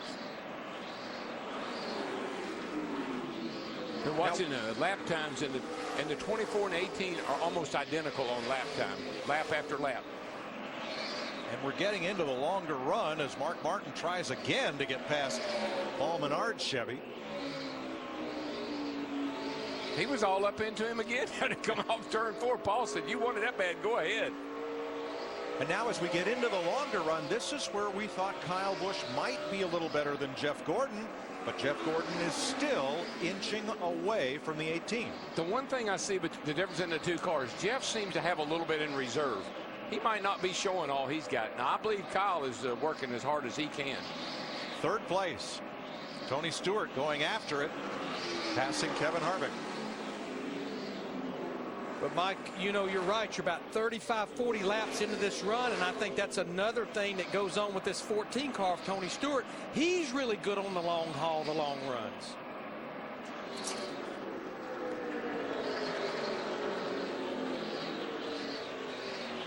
Jimmy Johnson in the 48 car, remember, had that problem earlier, lost 7 spots on his pit stop. He got to the top 5, but Matt, he's kind of stalled out there. And he just told Chad Knaus, Larry Mack, about 2 laps ago that he's very pleased with the balance of his race car. In fact, it seems like the balance has gotten much better as the run has gone on, and Chad has stressed to him to conserve his brakes for this final sprint to the finish. Meanwhile, at the top of the top 5, his teammate Jeff Gordon, he simply says his car is tight. He's not really sure what suggestion now, because every stop, the past 3 stops, they've tried to work that out of this race car. Not sure what suggestion to give Alan Gustafson on the next stop to try to fix this. And Gustafson also told him, because Alan's positioned right at the entrance of turn 1 where the cars get out of the gas and jump on the brakes, he says, just be sure to save your brakes. Darrell, they're going to have to be very careful on their adjustment for this next stop. It's going to be a short run, only about 20, 25 laps, so you don't want to, you know, make it too free or too loose.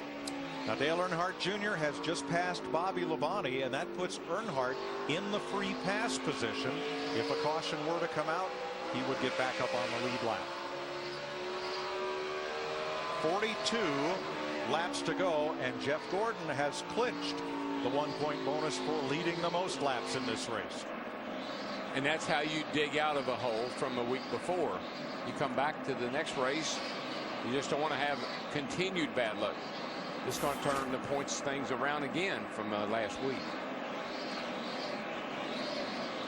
So when you win, you get 43 points plus a 3-point bonus for winning, plus a point for leading a lap, and in Gordon's case, if he goes on to victory, he'd get a point for leading the most laps, total of 48.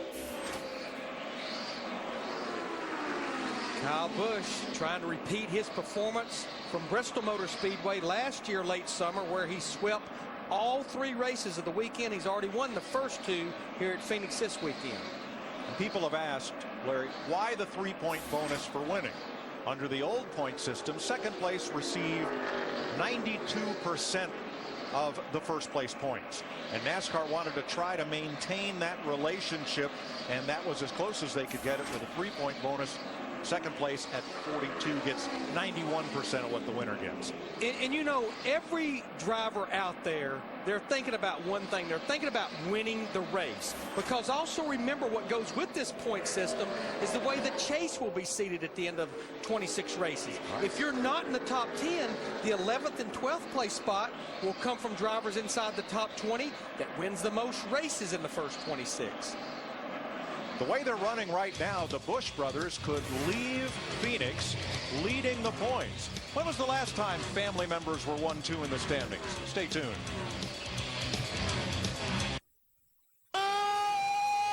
Start your engine! Something of that sort, bud. We'll go till we can't go anymore. Come on, they're just stacking up. Come on, come on, come on. Both sides, come on. Right in the middle of it, guys, right in the middle of it. Big crash behind you. Big crash. Dude, try not to go through any debris if you can. Yeah, that's impossible. 32 laps to go in the Subway Fresh Fit 500 on Fox. 7 caution flags, including a 13-car pileup at lap 66. In all, 24 cars have been involved in one of the accidents today. Many of them have made it back on the racetrack. Jeff Gordon leads Kyle Busch by 1.8 seconds. Pole sitter Carl Edwards, his car pretty much destroyed in one of those crashes, but he's back out there logging laps, and he's up to 28th place. He's gained 7 since he came back out of the garage. There's your runner-up, Kyle Busch, who was 1.8 seconds quick here. But every...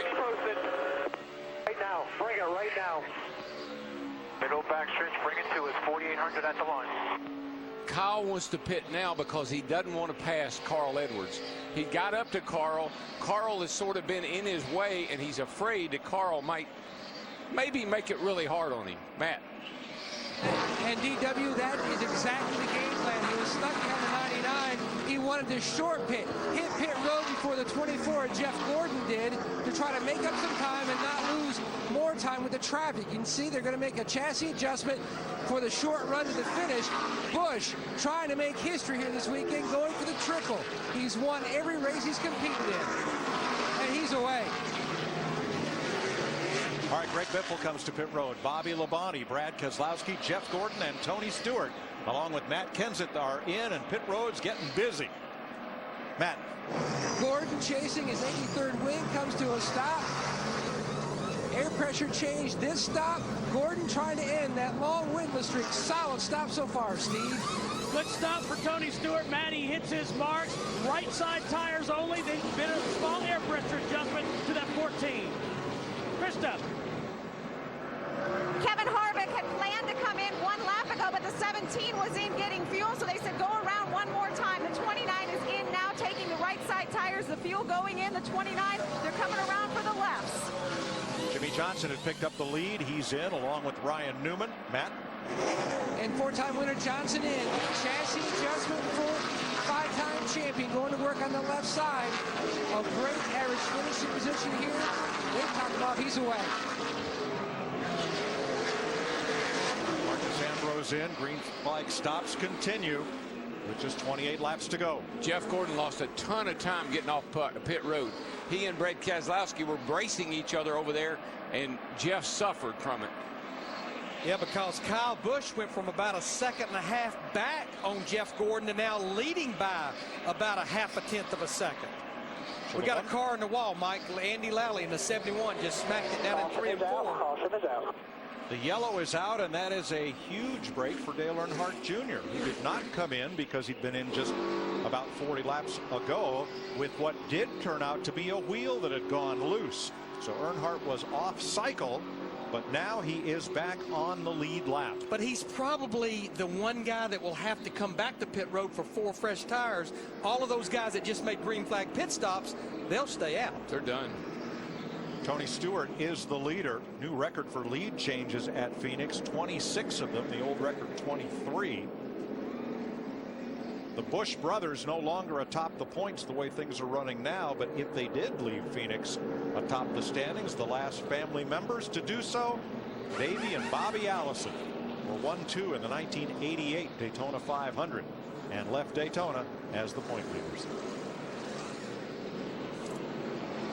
How about, while we're on that kind of trivia, you were going to tell us how many Wood brothers originally were. Well, we talk about Glenn and Leonard. Glenn's the team owner. Leonard is the mechanical genius. And now Glenn's sons, Len and Eddie, that run the team. But initially out of Stewart, Virginia, 5 brothers worked on that number 21 car. Delano was the jackman. Clay and Ray Lee, along with Leonard and Glenn, were the Wood Brothers racing team.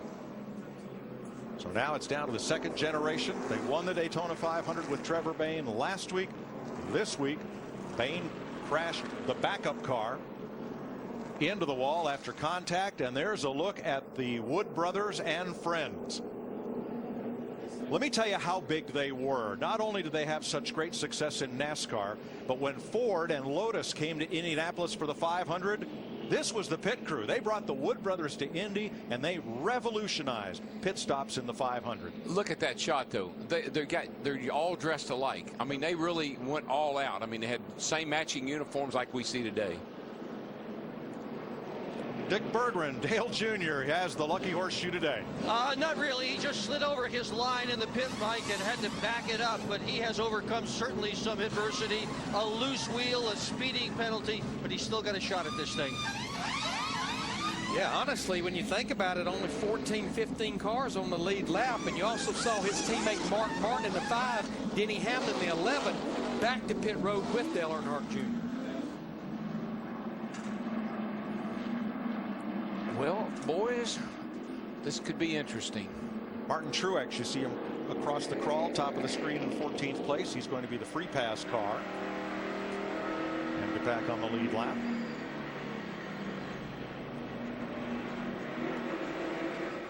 And let's recap the day with Chris Myers. And Mike, all the glow of the Daytona 500 for Trevor Bayne, the 20-year-old winning the Great American Race, did not fare so well. In a backup car for the first time, running in a cup car here, he wrecked early out of the picture, lap 59. Important because Kyle Busch and Carl Edwards got into it. You talked about how their temper has carried over, and caught in this Kevin Harvick, who had a bad Daytona 500, but he's worked his way back to the top. And then a 13-car wreck. Matt Kenseth ignites it with Brian Vickers. Some of the headline drivers involved that have worked their way back up, including Jimmy Johnson, who had pit problems. Yeah, Jimmy Johnson had trouble on this pit stop right here, but he's battled his way back up to a 4th place. You see the disgust on Chad Knaus's face. Jeff Gordon, pit problems. Tony Stewart, you have doubts about. I'm telling you right now, he only took 2 tires on that green flag. I may come back to haunt him now because a lot of guys have got 4 behind him. The record number of lead changes, 24 to go, Mike. We'll watch closely. You know why Tony Stewart took 2? How did Ryan Newman win this race last year? Tony's teammate took 2 on that final stop. We talked earlier in our Going Green about being willing to gamble on the last pit stop. There is Ryan Newman, who is 5th. Tony Stewart is the leader. Did you ever have a taxi cab driver that you thought was auditioning for a ride in a race car, maybe just running a little too fast to where you wanted to go? Next week in Las Vegas, Tony Stewart is going to go incognito and drive a cab in Las Vegas. I wonder how many people will recognize they're being driven by a past Sprint Cup champion. That'll be interesting. Well, I think we'll have some footage. Yeah. All the cab drivers I ever had, they turn around and say, "You ever run figure 8?" Not until today. We'll be in Vegas to find out how that sorts out on Sunday with the Cobalt Tools 400. Hey, and later this season, Tony Stewart's going to Watkins Glen with his Sprint Cup car. Lewis Hamilton with his McLaren Mercedes Formula One car. They're going to swap rides for the day at Watkins Glen. Not with show cars, but with their real race cars. Get to have some fun. Daryl, back to those 2 tires. The only thing I question about that, when Ryan Newman did it with Tony Gibson a year ago, there was only a handful of laps to go, and it was at nighttime with the track having a lot of grip. We got a long way to go. We got 20 laps to go.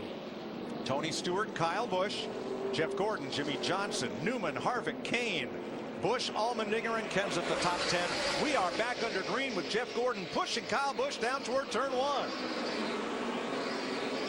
One thing I know about Jeff Gordon's car, he has complained about it in traffic. He says it's not very good when he's in traffic. He needs to get out front for it to be at its best. Kyle Busch breaks out front. Matt. Mike, Jeff Gordon told Alan Gustafson he figured out a couple things on that last run, being stuck in traffic as far as technique goes and line and in and out of the throttle that seemed to help him. And Alan simply said, Troubles on straightaway, a lot of brake lockup. Sorry, Matt, they're back of the pack. Somebody locked them up big. One of the cars damaged earlier, and everybody gets away. Yeah, I think we've also got a lot of speedy drive when they go 2 and 3 wide getting into turn 1. I think that's another thing we see.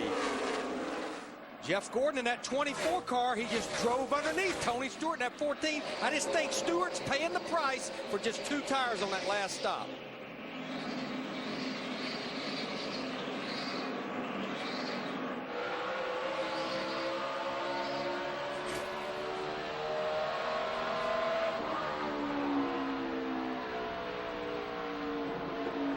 Man, they just cut these guys loose. I mean, when it's 20 to go, everybody gets their game face on big time.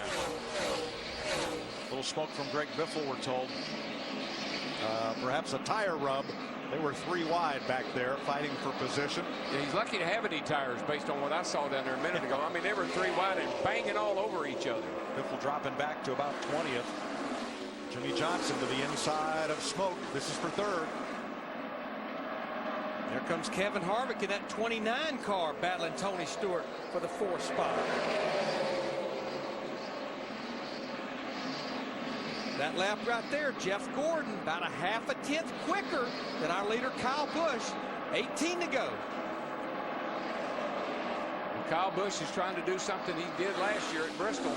Win all 3 races on one weekend. I wouldn't count him out. He's looking pretty good right now. Look at all the laps he has led this weekend with 2 victories already and now 17 laps to go. Oh, look at how many laps he's run this weekend. Holy smoly.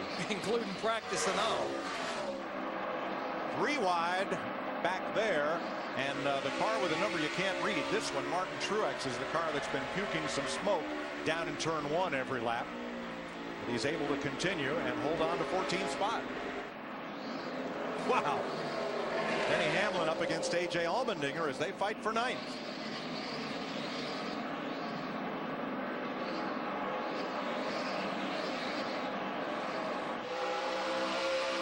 Getting into the late stages, are we going to see the kind of action that characterized the first 60 laps of this race?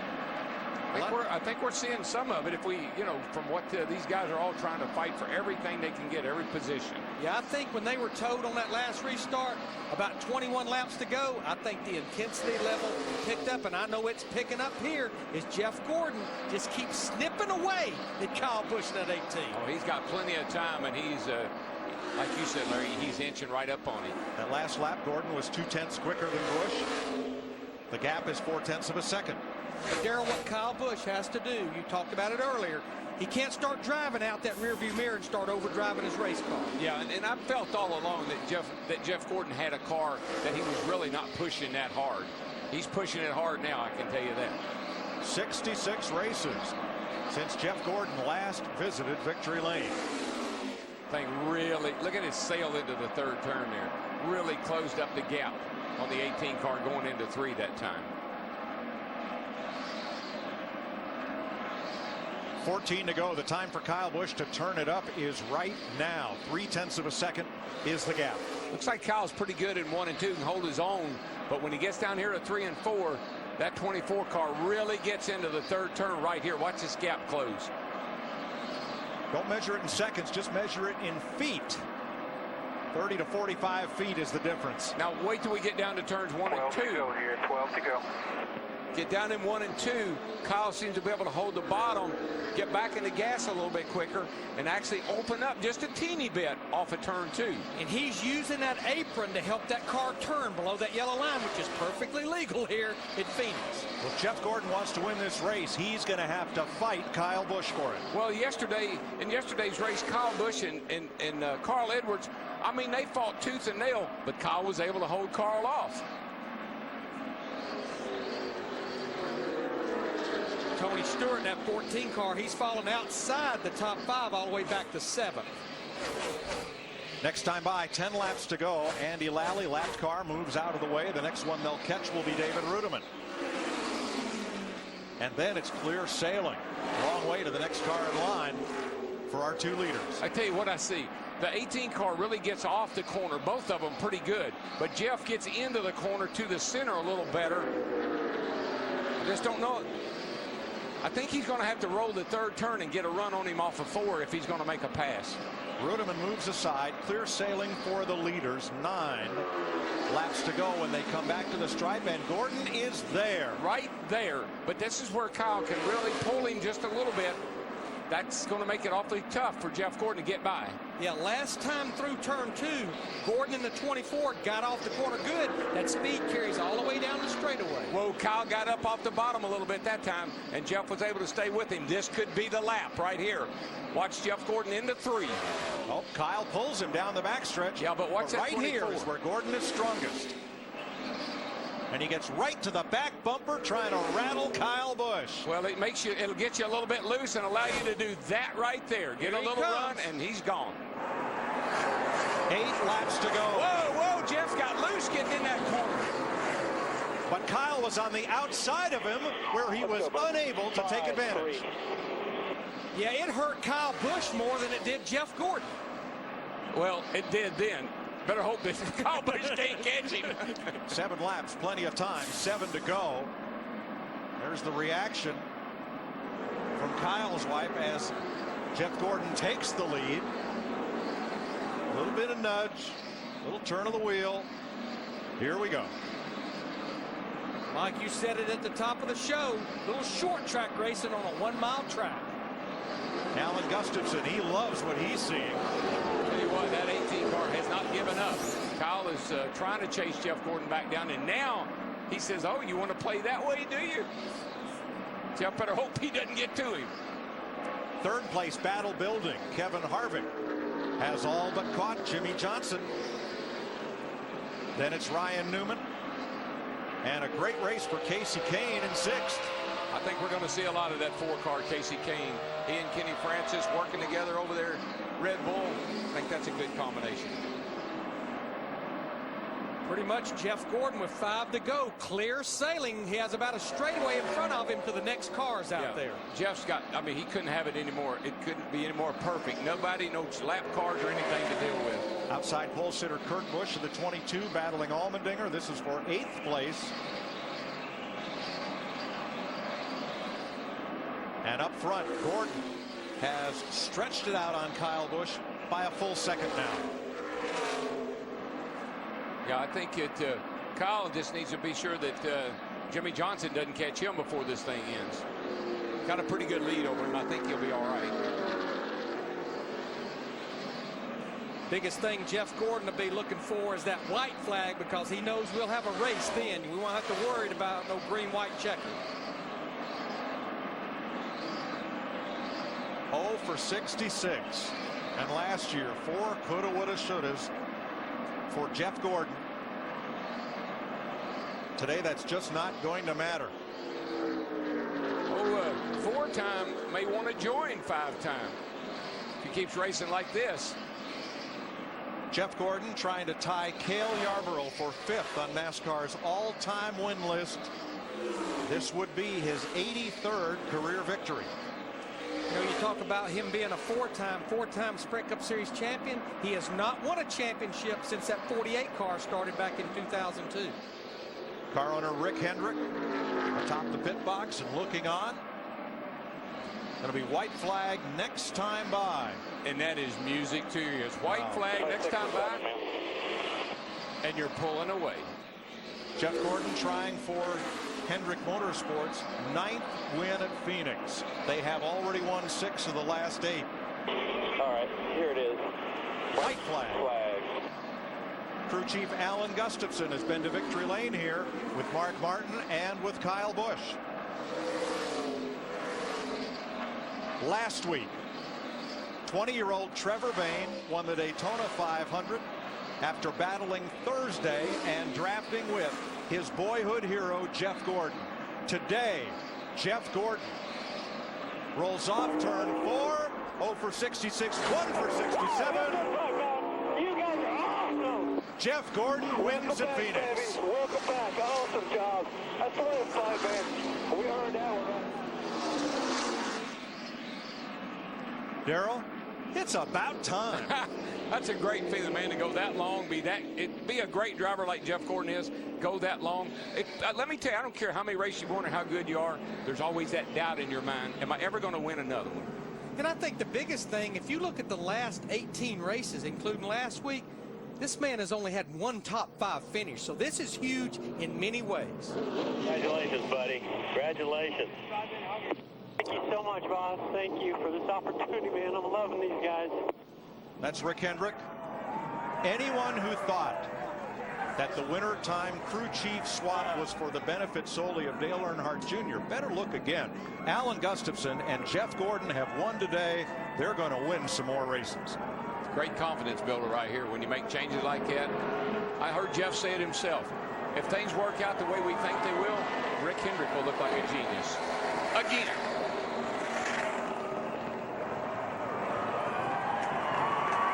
Gordon has been competitive. He's had 8 second-place finishes since his last victory. Really?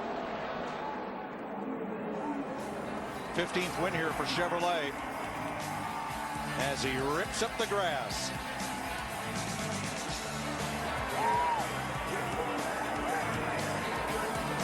He's on fire. Trevor Bayne 1 week, his boyhood hero the next. How about that?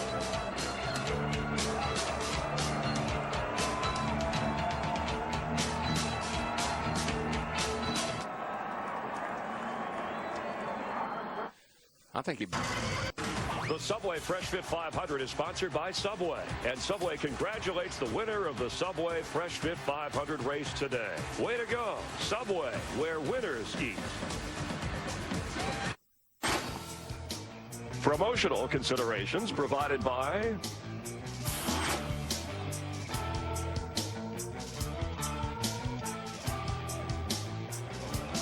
NASCAR on Fox live from Arizona, and we welcome you to the Subway post-race show. And what a finish. It's been a long time for Jeff Gordon. He may be driving to end hunger, but he ended a drought of 66 races without a victory. 8 laps to go, and he overtook Kyle Busch. Yes, he did. He caught him in his strongest part of the racetrack. The 3 and 4, Jeff Gordon gets down underneath the 18, and he drives up underneath him right there and gets position on him down the front straightaway. The 39-year-old in victory lane.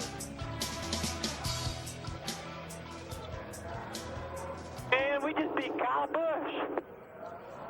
He led the most laps, and he picks up the win. So let's head down there with a celebration for Jeff Gordon is about to erupt.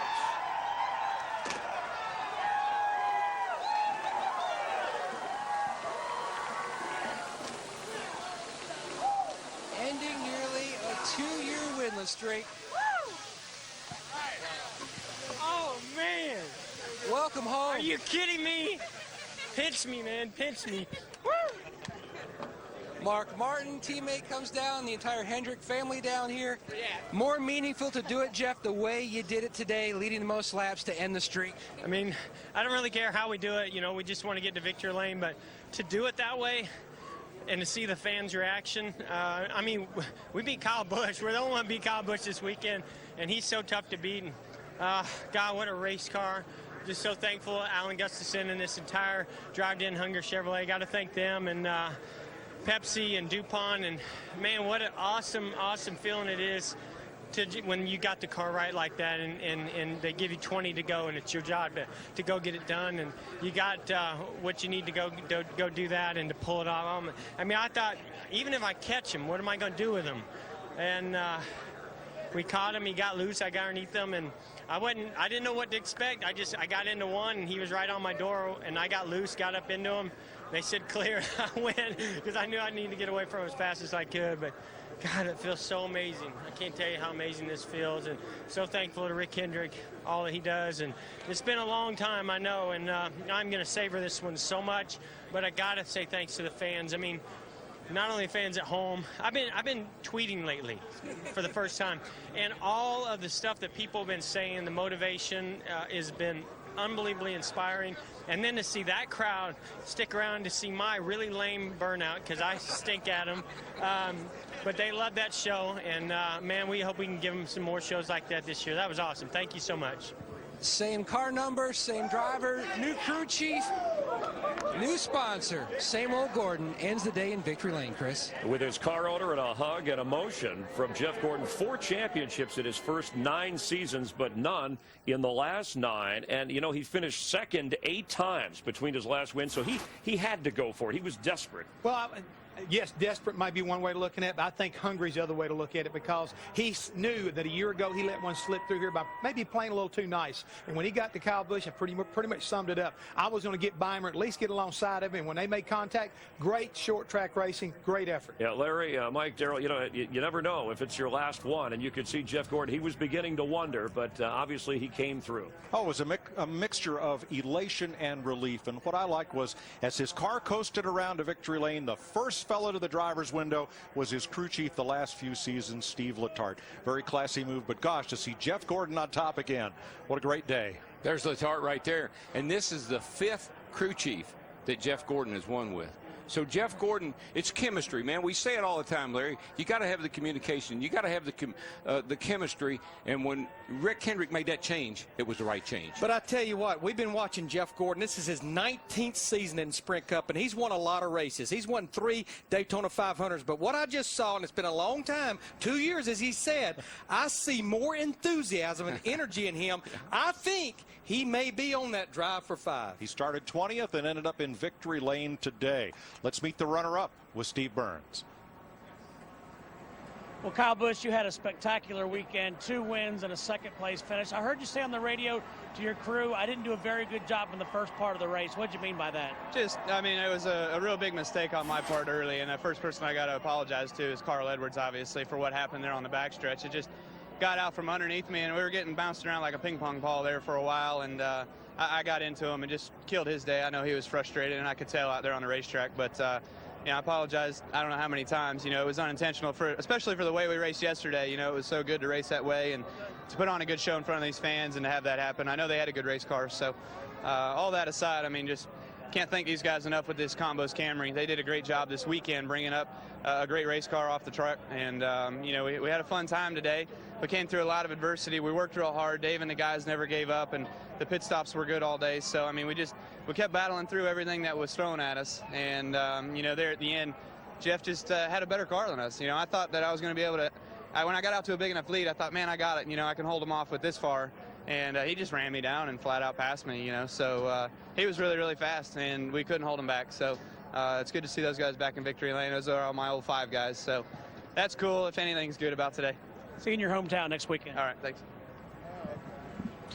Well, Jimmy, you weren't very fast in practice. You weren't very fast in qualifying. Not very fast at the beginning of the race. But here you are finishing 3rd at the end. How'd you do it? Where'd the speed come from?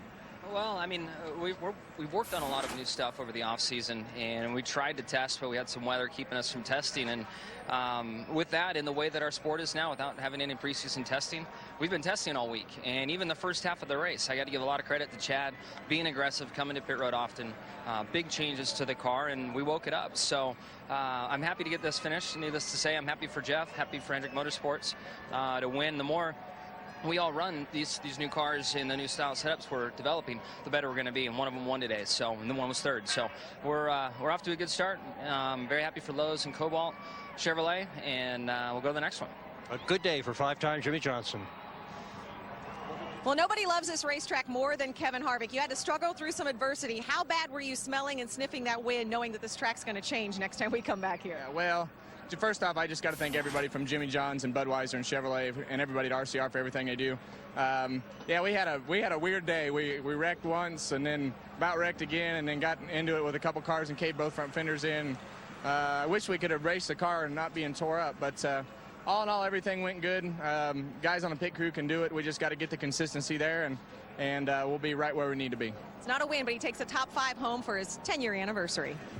Thanks a lot. It was a story of comebacks for guys like Kyle Busch and Kevin Harvick, who were involved in wrecks that worked their way back up to the top. And for Jeff Gordon, he moves up 20 positions in points. I know it's just the second race of the season. Look at Dale Earnhardt Jr. rallied to kind of get within that top 10 as Speaking well. of fighting back, he went down a lap. He was able to make it up, and again, battling his way back through there. And Denny Hamlin, the guy who kind of felt like he maybe lost his championship chase in 2010 here at Phoenix, had a decent top 10 finish today. Our pole sitter Carl Edwards wrecking early, finishing 28th. Again, Jeff Gordon leading the most laps, 138. Tony Stewart next on that list, and then Kurt Busch. How about Trevor Bayne, our Daytona 500 champion? He had a very short and abbreviated day. A lot of people expecting things out of him, but, well, there's always next time. Yeah, it's Oscars night, Academy Awards in Hollywood. If we had a NASCAR movie today, the kids are all right. Trevor Bayne and Joey Logano, the 20-year-olds. Kyle Busch would star in The Fighter, and Jeff Gordon would star in True Grit, as we check the way the point standings are after 2 of 36 points races. How about that? The Busch brothers leading the points, headed into their hometown of Las Vegas next week, so that's going to be pretty impressive. As the celebration continues, and Jeff Gordon was wondering if it would ever come. Coming up on Fox, Animation Domination. Speaking of the Dominator, Jeff Gordon winning, but his teammate Jimmy Johnson finishing third. Animation Domination, the gift as the Simpsons keep on giving. And then Bob's Burgers, and you can sink your teeth into a full hour of Family Guy. It all starts tonight at 7, 6 Central. Next Sunday, NASCAR on Fox moves to Las Vegas. Remember, Jeff Gordon thought he had that race won last year before Jimmy Johnson pulled into victory lane ahead of him. For more coverage of this race, our friends over at Speed will have a lot of coverage on Jeff Gordon's win from today in Phoenix, as NASCAR President Mike Helton shaking hands with the winner. And so far, we have a 20-year-old pulling off the Daytona 500 and a 39-year-old four-time champ getting back into victory lane for the first time in 66 races. A little bit of young with a little bit of the old. Looks pretty good to me right now, buddy. And Jimmy Johnson talking about a bounce back in the bigger picture with Kevin Harvick, those guys that want to be there in terms of the points racing as we head to Las Vegas. Yeah, the day didn't necessarily, make the difference whether you're going to make the chase or not, but it does help you to kind of turn your season around at least early on.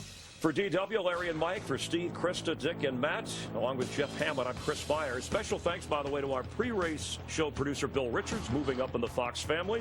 We welcome in Chuck McDonald at that position. This has been a Barry Landis production directed by Artie Kempner. All special effects were real.